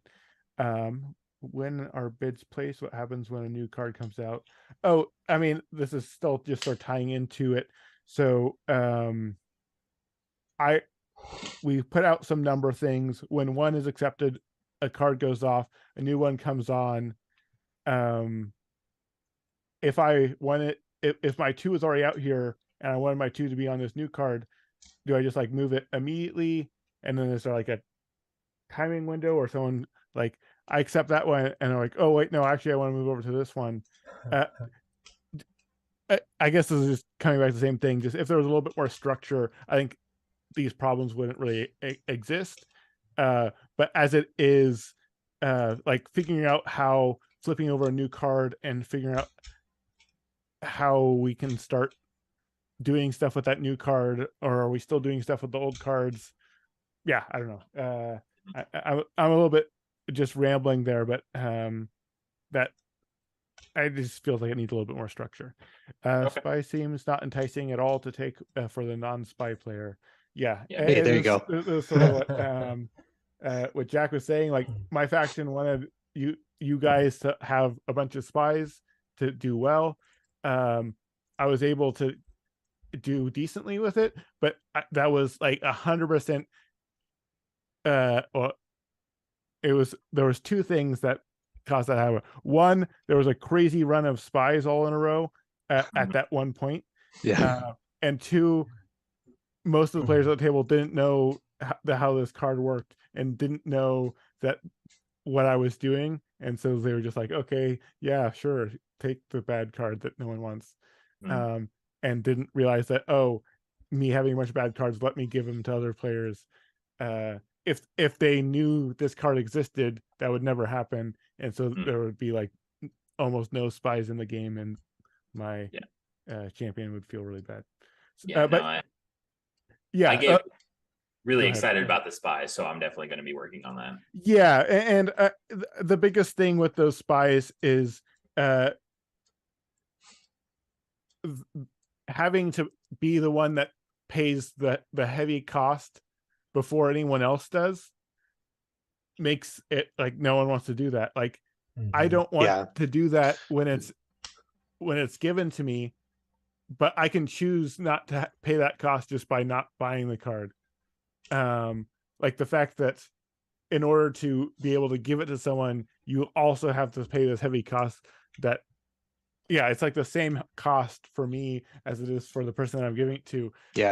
It's I possible, really think, especially late in the game, if I'm buying those cards, then I pay the cost and potentially no one else is going to have to pay that cost, especially if you have cards that let you discard cards. So it obviously needs to sort of be reworked, but I like the idea of being able to give cards to other players, but don't make me have to pay the cost to be able to do it. At least not the same cost. And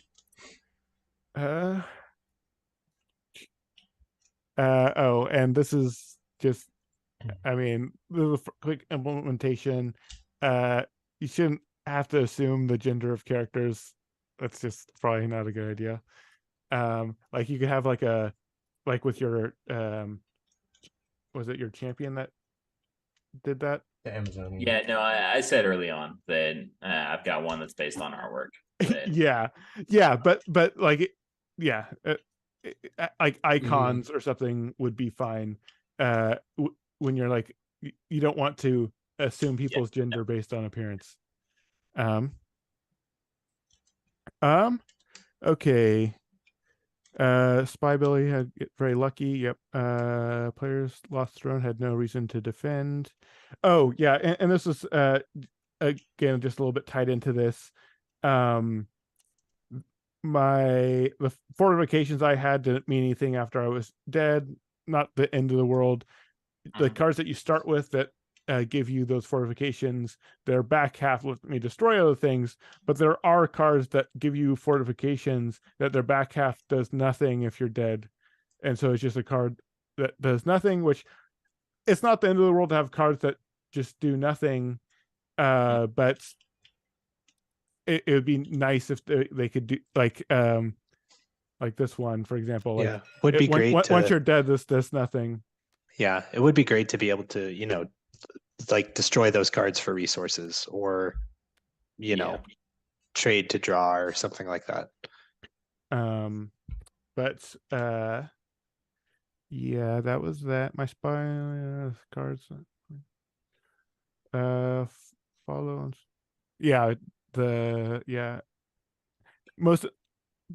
Several of these things Jack touched on, and I sort of, I think, said all my points that I wanted to add to what Jack's stuff was.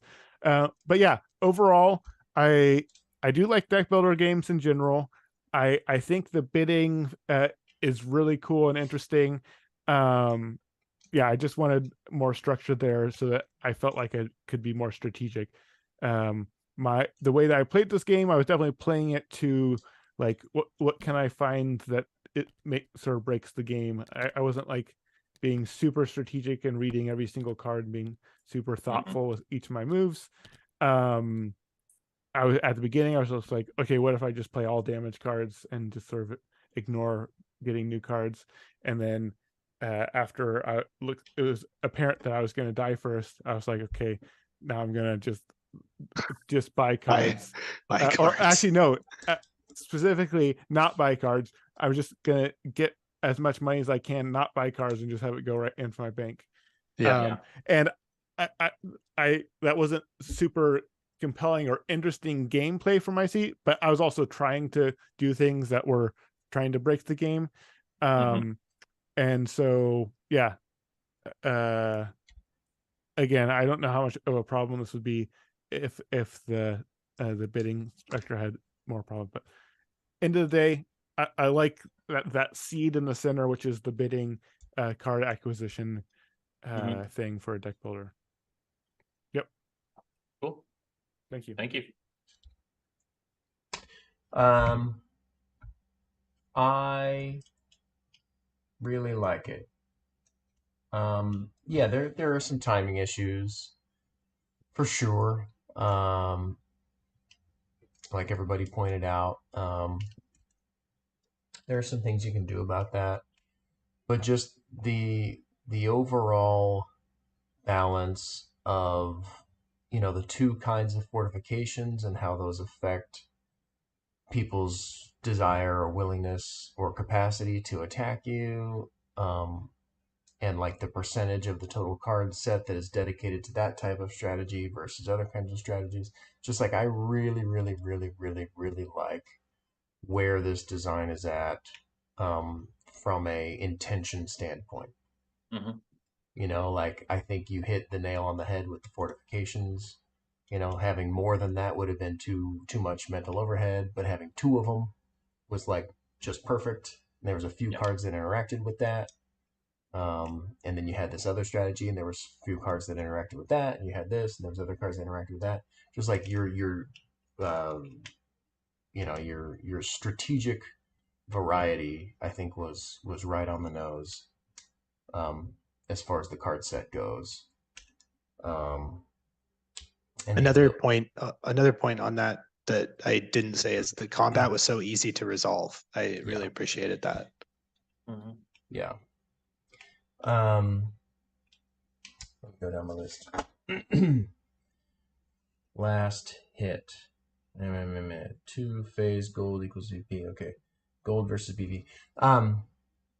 Just terminology of gold being used in two different ways, the same word being used two different ways, is just like, you can't do that.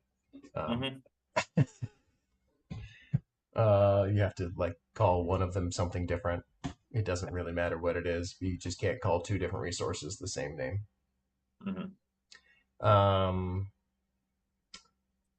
I don't think you need any tracks. Okay.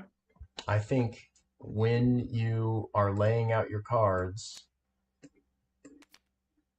you can use those cards to decide which bidding markers you'd like to grab and bring over for the bidding. Right?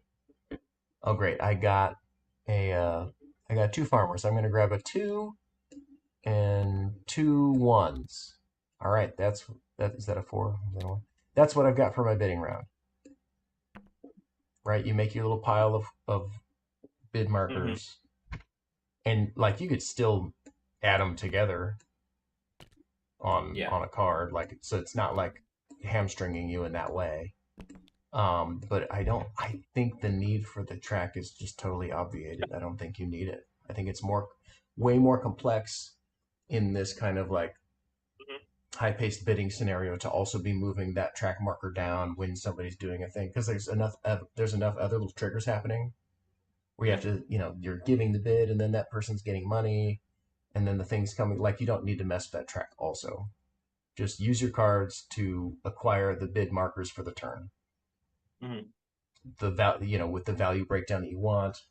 I just put down that everybody has a pool of 3 1s, 2 2s, a 3, a 4, and a 5. Is that correct? Probably not, because you can probably make more money than that on a turn. But you have some pool of bid markers that can handle all scenarios. And you just do it that way. And well, if you grabbed 5 bid markers and it turns out you wanted to make change, well, you shouldn't have grabbed all 5 bid markers. Anyway, that's what I think about that. That saves you so much space too, because then you could get rid of the whole player mat, to be honest, aside from the fortification spots. Mm-hmm. I like the look And of them, that, but yeah. you just have the limit of 5. Why deal damage early is a good question. I don't know. Other than to progress the game. Mm-hmm. You know, but you're actually gaining nothing from doing it. Yeah. You're Some losing. characters' victory point conditions are Right. inclined towards that. Sure. Some characters are late game, some characters are early game. Yeah. But yeah. I could use some bit of like instant gratification on early attacking. Mm-hmm. Flushing the market seemed, I don't know, I didn't like it as part of a cleanup step, just because I'm like in my head I'm trying to get rid of all like upkeep and cleanup steps in design. And kind of Jack was saying you could have the option to clear. That could be, that could be a button out here that people could put their bid markers on. Mm-hmm. And when somebody, puts a button on that, you're like, okay, who wants $2 to clear the market? Up, clear it. Or maybe there's a card you really want out there, and you're like, no, don't clear, and then somebody else is like, clear it, and you're like, Mm-hmm. But I think that's cool. Yeah, I think that's cool. I like the idea. No, you son of a.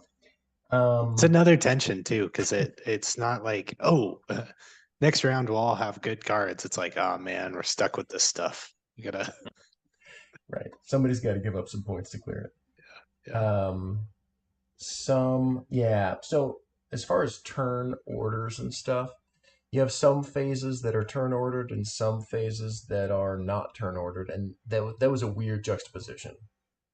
I kind of wanted the game to either be simultaneous or not be simultaneous, rather than like some parts of the game are and some parts aren't.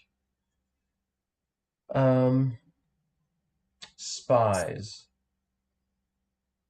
What if, and I agree with what everybody else said so far about spies, but what if they were good for other people other than just the person who is the spy master? For example, they have a new trigger window that's unique. So this would be a third trigger window, right? You have phase 1 triggers, phase 2 triggers, and then you have when purchased triggers. And these guys, when you get that card, you literally put it in the discard pile of any player. Yeah. Just immediately. It just goes there. I was thinking that as a possibility, Yeah. or straight into your hand, so you could resolve that. But yeah, but into your hand sucks because I know, because then you have to pay the cost. Yeah, I think it might be cleaner to. And then that's a cool tension because I'm like bidding on this spy that might come back to you, but you're like, but I really want those 4 points. That you're bidding on it.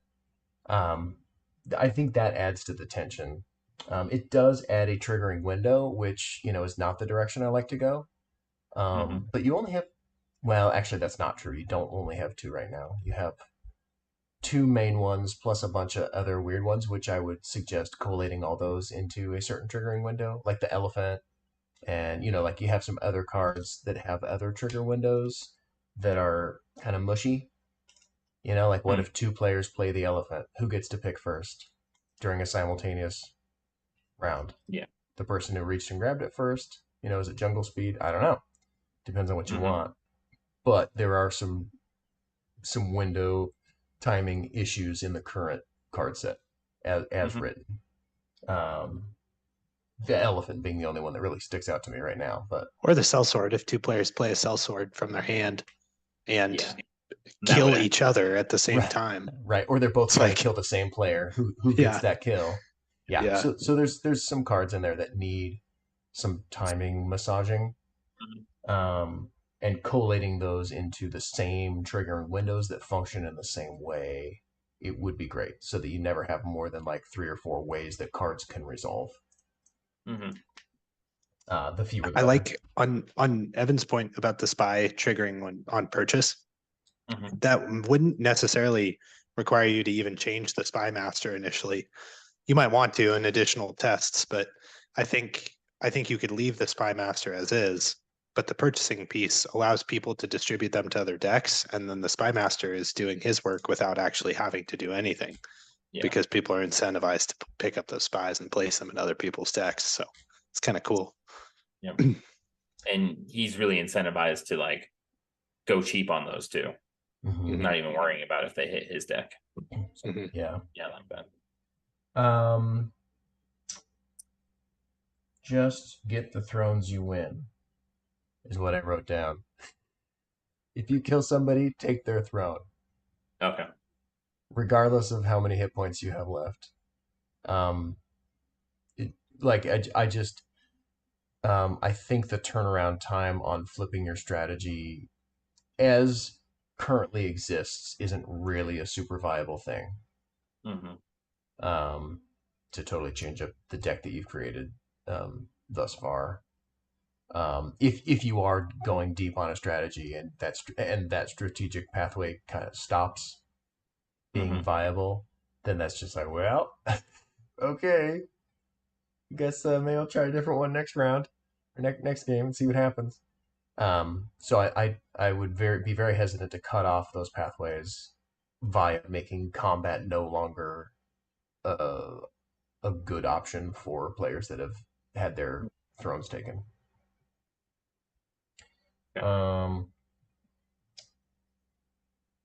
Trashing cards. You had a couple of cards that trashed cards, right? Yeah. Yeah. But they only trashed other cards. I don't have any cards that trash themselves, and I think that's okay. As long as you have some deck thinning in there, then that gives people another strategic option that many players find very satisfying in deck building games. not enough for my champion's taste. Yeah. I would love to also see some value for having hit points remaining.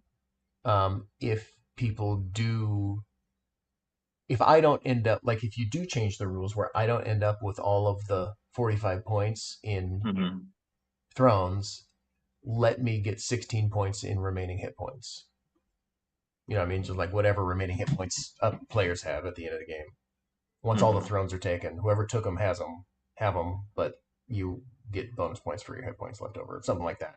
So kind of like it balances that back over again if you allow the thrones to work differently. So yeah, I agree with Sasha on trying to guess gender by photos is kind of a minefield that I would just steer clear of. Yeah. And if you did want to have, some kind of iconography, male, female, non-binary, whatever, some grouping of symbols, you could throw those in there. Mostly, we could just do it by card type. Do it by like martial. Right. This is a warrior type. Right. Yeah, because you already have card types. Yeah. But yeah, mostly I would steer clear of it. But if you did include it, make sure that you are being inclusive. Let's see. You could do lots of different things with this biro as far as trying to maintain this feeling and fixing some of the timing issues that Sasha illuminated. There's lots of different ways to go. Some possible options involve a hierarchy. Like each player has a token, and whoever's token is on the top is the one who wins a bid if there is a contest. Like I give him the 3. No, I give him the 3. Well, whose token's on top? Great. All right, you get it, and then that token goes to the bottom.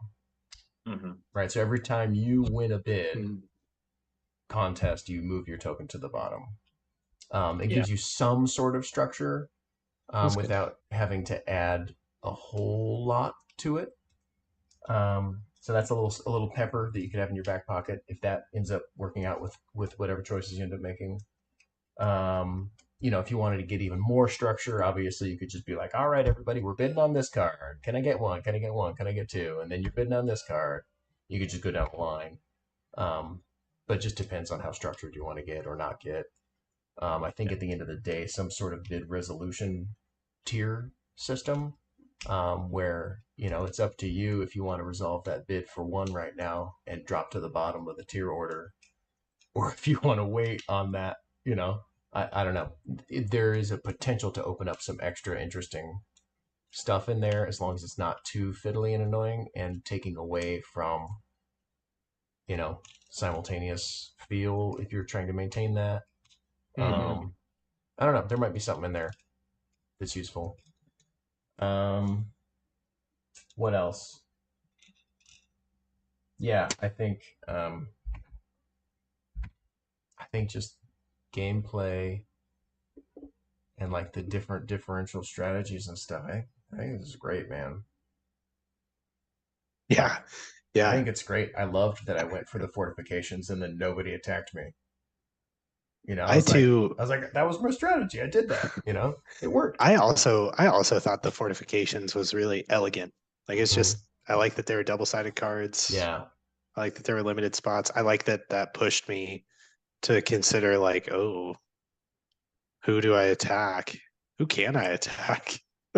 As I mean, it was a nice simple way to add that wrinkle. So Yeah, I think combat was kind of like exactly where it should be as far as like yeah, decision making, interest level, complexity, like all those things. I think it was pretty sweet spot. As long as the players who once eliminated are still incentivized to engage with the system. Yeah.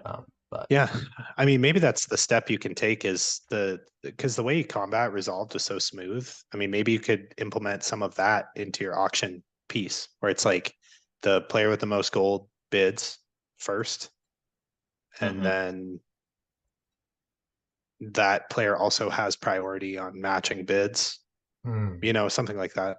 I don't know. I like your suggestion, Evan, about a hierarchy track. That's interesting. It could work. For who's taking rewards. My only worry with that is it might be feeling a little bit fiddly if there's going to be lots of purchases in a round. That's just like a lot of moving. Totally. But I was thinking about like conceptually, I like it. What I was thinking of something like a substructure. Oh, go ahead, Evan. What were you saying? Well, I was gonna kind of riff off of what you both were saying. Is like, yeah, do it like the combat where whoever has the most gold bids on the next, like chooses the next card that's being auctioned. All right, we're bidding on this card, everybody. Yeah. And then whoever has the most gold bids on, decides the next card that's being bid on, or something like that. Yeah, like you select a card, slide it up in the row. Yeah. It's like, okay, now everybody bid, buy, reset. Was kind of what was going through my mind. It's like everybody bids, then you select who buys it, and then you reset it. Or you pass and you go to another card because it's like, oh, nobody's really buying here. Let's go to the next one we can bid. Yeah, it's taking it away from simultaneous play. It definitely is. There's so many different ways that you can do bidding games. Yeah, I'm thinking of modern art and like there are different types of bids that you can do, and like really it's totally up to you to decide if you want to go that direction. There's like a bunch of different options for good bid systems that that's true. Work well, but I favor open markets in the games that I enjoy, so I think I'm going to do the open market one. It feels like an open market at the same time. But got it. I think if you can tune it up, it's yeah.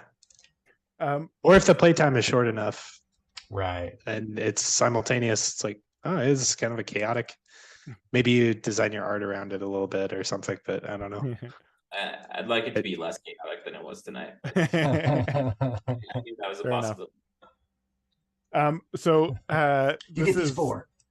I'm not suggesting this like this is a great idea. This was just a sort of wild idea. when I was talking about the concept of it's hard to pivot in deck building games. Like one way that you can really pivot in deck building games is by scrapping cards. And so I was just, if you wanted people to be pivoting when they lose their throne, then like when you lose your throne, you can scrap down until you have 10 cards or something.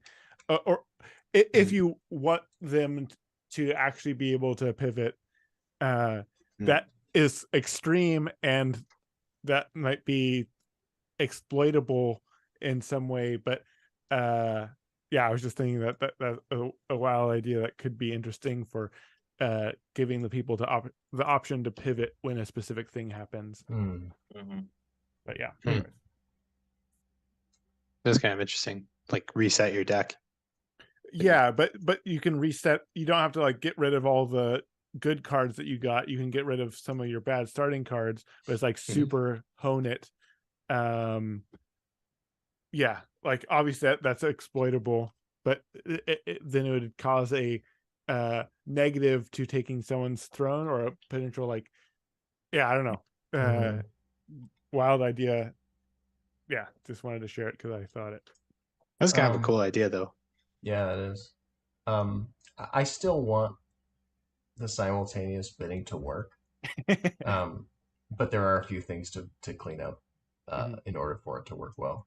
That being said, I would still play it like this and have a great time with it. Yeah, I think you proved the dice tower wrong. You know, and definitely something there.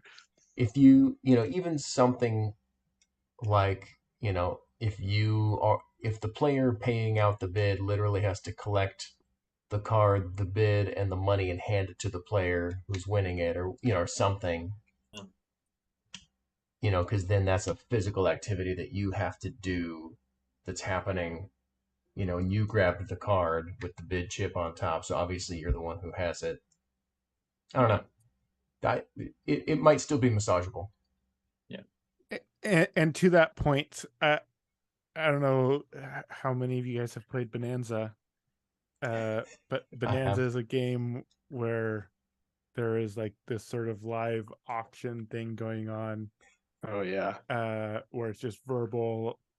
Like there's one person that's sort of like making the final call on the sales happening, but it's sort of open. Sometimes if someone bids something first and then that person just accepts it, it is sort of just a speed thing. But yeah, I don't know. Yeah good reference. Yeah, I think cool. It can work simultaneous, but my brain always goes to like, well, how could you make this more? How do you write the rules for it? But I think it can be done, and I think it's doable, and I want to see it happen, and I want to play it. And I want Sam to do it. Yeah. Okay, Sam. So you listened to all of our. Did you have any other feedback, Evan? No, that's it. Okay, so you listened to all of our feedback. What are you thinking as you look at your game right now? A lot of the things you brought up were things that I was definitely feeling in this first playtest, which I think is kind of something that should always happen during a first playtest. You got so many rough edges. The big ones stick out like a sore thumb. I'm super excited about the spies, but I definitely feel that need to like just rework them in whatever way to make them work, and to dial down the chaos of the market phase in a way that feels competitive and not in a competitive that breaks people's fingers when it's actually at the table. So I think those are my two main goals moving here. I was excited to hear that you guys were really happy with the way the combat worked. Because like I haven't thought that much about the combat in this. It just the whole game was the market in my mind. Yeah. So I just threw the combat together. And it was literally when I'm just writing out cards, I'm like, all right, I need some sort of defense. here's one type of defense. I should have another. Here's another type of defense. And then I just walked away. So, Nice. so that, I think it's in a pretty sweet spot, man. Frankly. Yeah. so Simple that- is, I often find that combat systems, simple is better Mm-hmm. most of the time. Mm-hmm. You know, like if I do 20 damage to you and you only have 1 hit point, like, you know, I don't know, maybe I get some victory points or something. Like there's other little whatevs, but the basic concept of it's working really well. So one of the things that I'm thinking about for this game, though, is I'm not particularly attached to the theme. The theme just kind of came in my mind because, like, you're paying other people to get units into you. Any other themes you can think of that would work with this general system? Since it is a first play test. I love, you know, generic high fantasy with, you know, angry badgers. So like it works for me. Yeah. I can't think of anything else specifically. My first thought Oh, it's a bear. My first thought was like each person's creating like a machine and you're buying parts or something. Or if it was like computery, the spies could be like viruses or something. Hackers. Yeah. That was just like where my head went for like trying to think of a different theme. But again, I don't think the current theme is bad or wrong or should be different. It was just, yeah. It does feel like it can sort of be whatever at this point, and it just sort of where you want to take the mechanics. Yeah, I don't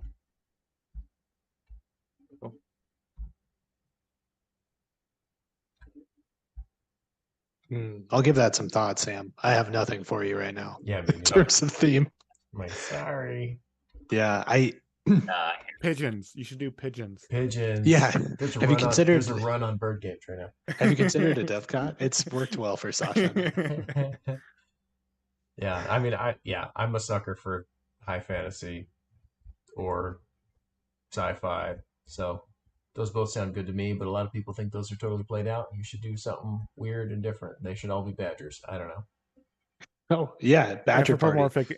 Anthropomorphic. You know, like who knows? Yeah, that's a big one. That's probably pretty played out now too, but yeah. But I don't know. Yeah, I think of one of the things I actually, you know, I'm thinking of sitting here is like a sports theme, but I feel like sports themed board games don't tend to do super great. So, but it fits super well with like a draft, like a draft mechanism for new players at the end of the year for, you know, like take your NBA draft or NFL draft or something like that. Yeah, I wonder if there's something else you could do with that might appeal to Quidditch.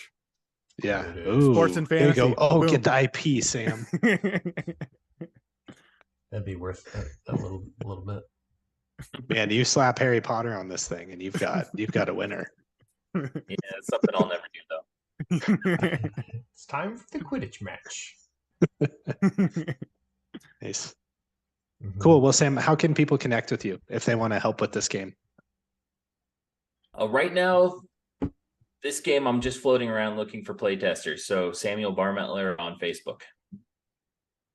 Nice. So you'll find me in a board game design Facebook groups, and yeah, that's the number way to help with this game right now. Is your thought to publish this with Around the Stump? Is that, or are you what do you think you would do with a design like this? That's the coming down to the theme. It's trying to make it feel like something that kind of fits next to my one other title. Yeah. So I have thought about they could all be bears. Anthropomorphic bears. Outbid the bear. There's a bear that always puts in a dummy bid. The bear is always bidding. So. The bear always bids 3 every time. He always wins ties. Okay, sorry, go ahead. So yeah, that's kind of where I'm at with this right now. it's for first playtest. So it was really it was great kind of just getting it to the table finally after like 2 months of it floating around in my head. Yeah, man. I'm for working on this for 2 months and being this first playtest. I'm super freaking excited about this. I'm blown away. Yeah, by it. It's to incredible. be honest. Yeah, great work, Sam. It has to do with my day job. Right now, I'm working 12 hours of just not thinking about my work. It's very physical work, so this is all I'm thinking about. You're like, yeah, yes, yeah. It's been play tested 1,000 times in my mind. So. Right. Nice. Nice. Cool. Well, thanks a lot, Sam. Thanks for showing us this game. Very excited for you. Yeah. Yeah. Happy to see just like Sasha bringing Dovecot back. We want to see this in, a couple months. Yeah. See where it goes. Playtest number 2. Yeah. Right. Episode 50. Is it wait? Oh, Evan, one thing we didn't talk about. Is this our anniversary episode? It is, right? I don't have it pulled up. I think it's right around now-ish. Yeah. This might be our 1-year anniversary. Can you believe it? Wow. Very nice. You didn't get anything for your anniversary? I didn't. I should have. I know. Well, Sam got us a new game. You did get us a How new did game. Nestling's not come back on the 1-year anniversary though? I mean, he's still got like a couple days to make changes before Kickstarter, right? I think so. Well, we played Nestling's again like last month, I think. Yeah. He brought it back. Yeah, it has a simultaneous auction mechanism now. Yeah, it's weird. He was like, I just thought of this new idea. I was talking to Sam. I scooped him. It was actually the May 12th was 1 year ago. Yeah. May 12th, so we're a day early. 1 day early. The penultimate day. Yeah. That's awesome. I really appreciate you guys. You've been integral, part of this whole thing, and it's been a blast hanging out with y'all, and I look forward to more. Mm-hmm. Thank you for all the work that you guys have done. I think everyone who watches this becomes a better designer in general. Just seeing everything that people are putting out there, and just the way for critical feedback, and all sorts of ideas have come into my mind just listening to other people. And sometimes I get jealous of other games that are on here, and I'm like, man, I wish I had thought of that. Right? Yeah, exactly. Dang it, that's good. That's good. I want that. That's good. I need that. American Psycho style. His business card's better than mine. Okay, let's say our good nights. Jack, where should people find your stuff? Go to Kickstarter, type in New Kingdom Gardeners, and pledge. No, I'm just kidding. newkingdomgaming.com/gardeners is the landing page, and it is on Kickstarter for another 5 days. We close on May 16th. So coming up. Yeah. Very excited. Sasha? So my main project that I'm pushing right now is Dovecot. You can find the Facebook page, Dovecot, the board game is what the group is. We're also on Discord. SNE Games is our Discord, but I think the Discord link is the one that I have. Okay, got it. That's a great way to find out about Dovecot, but also our other designs that my design partner Eric and I are doing. We have a couple other ones that we're going to start bringing more to the surface now as I start doing more traveling to cons and stuff. So, yeah. Sweet. Evan Halbert, go buy all the copies that you can find of After the Empire and just hoard them. Just buy them and hoard them. You don't actually need to play them all. Just buy as many as you can. But more invaders come if you buy too many. That's actually true. And then you end up losing if you hoard too many. Yeah, exactly. So you want as many as you can get without getting sick. So buy most of the copies you can find. And then you win. Yeah. Cool. Awesome, everybody. It's been a great year. Thanks, everybody, for your contributions and hanging out and your time and putting all your games up for us to rip apart. And it's been wonderful. Yeah. Well, I'm with that. Let's playtest this. And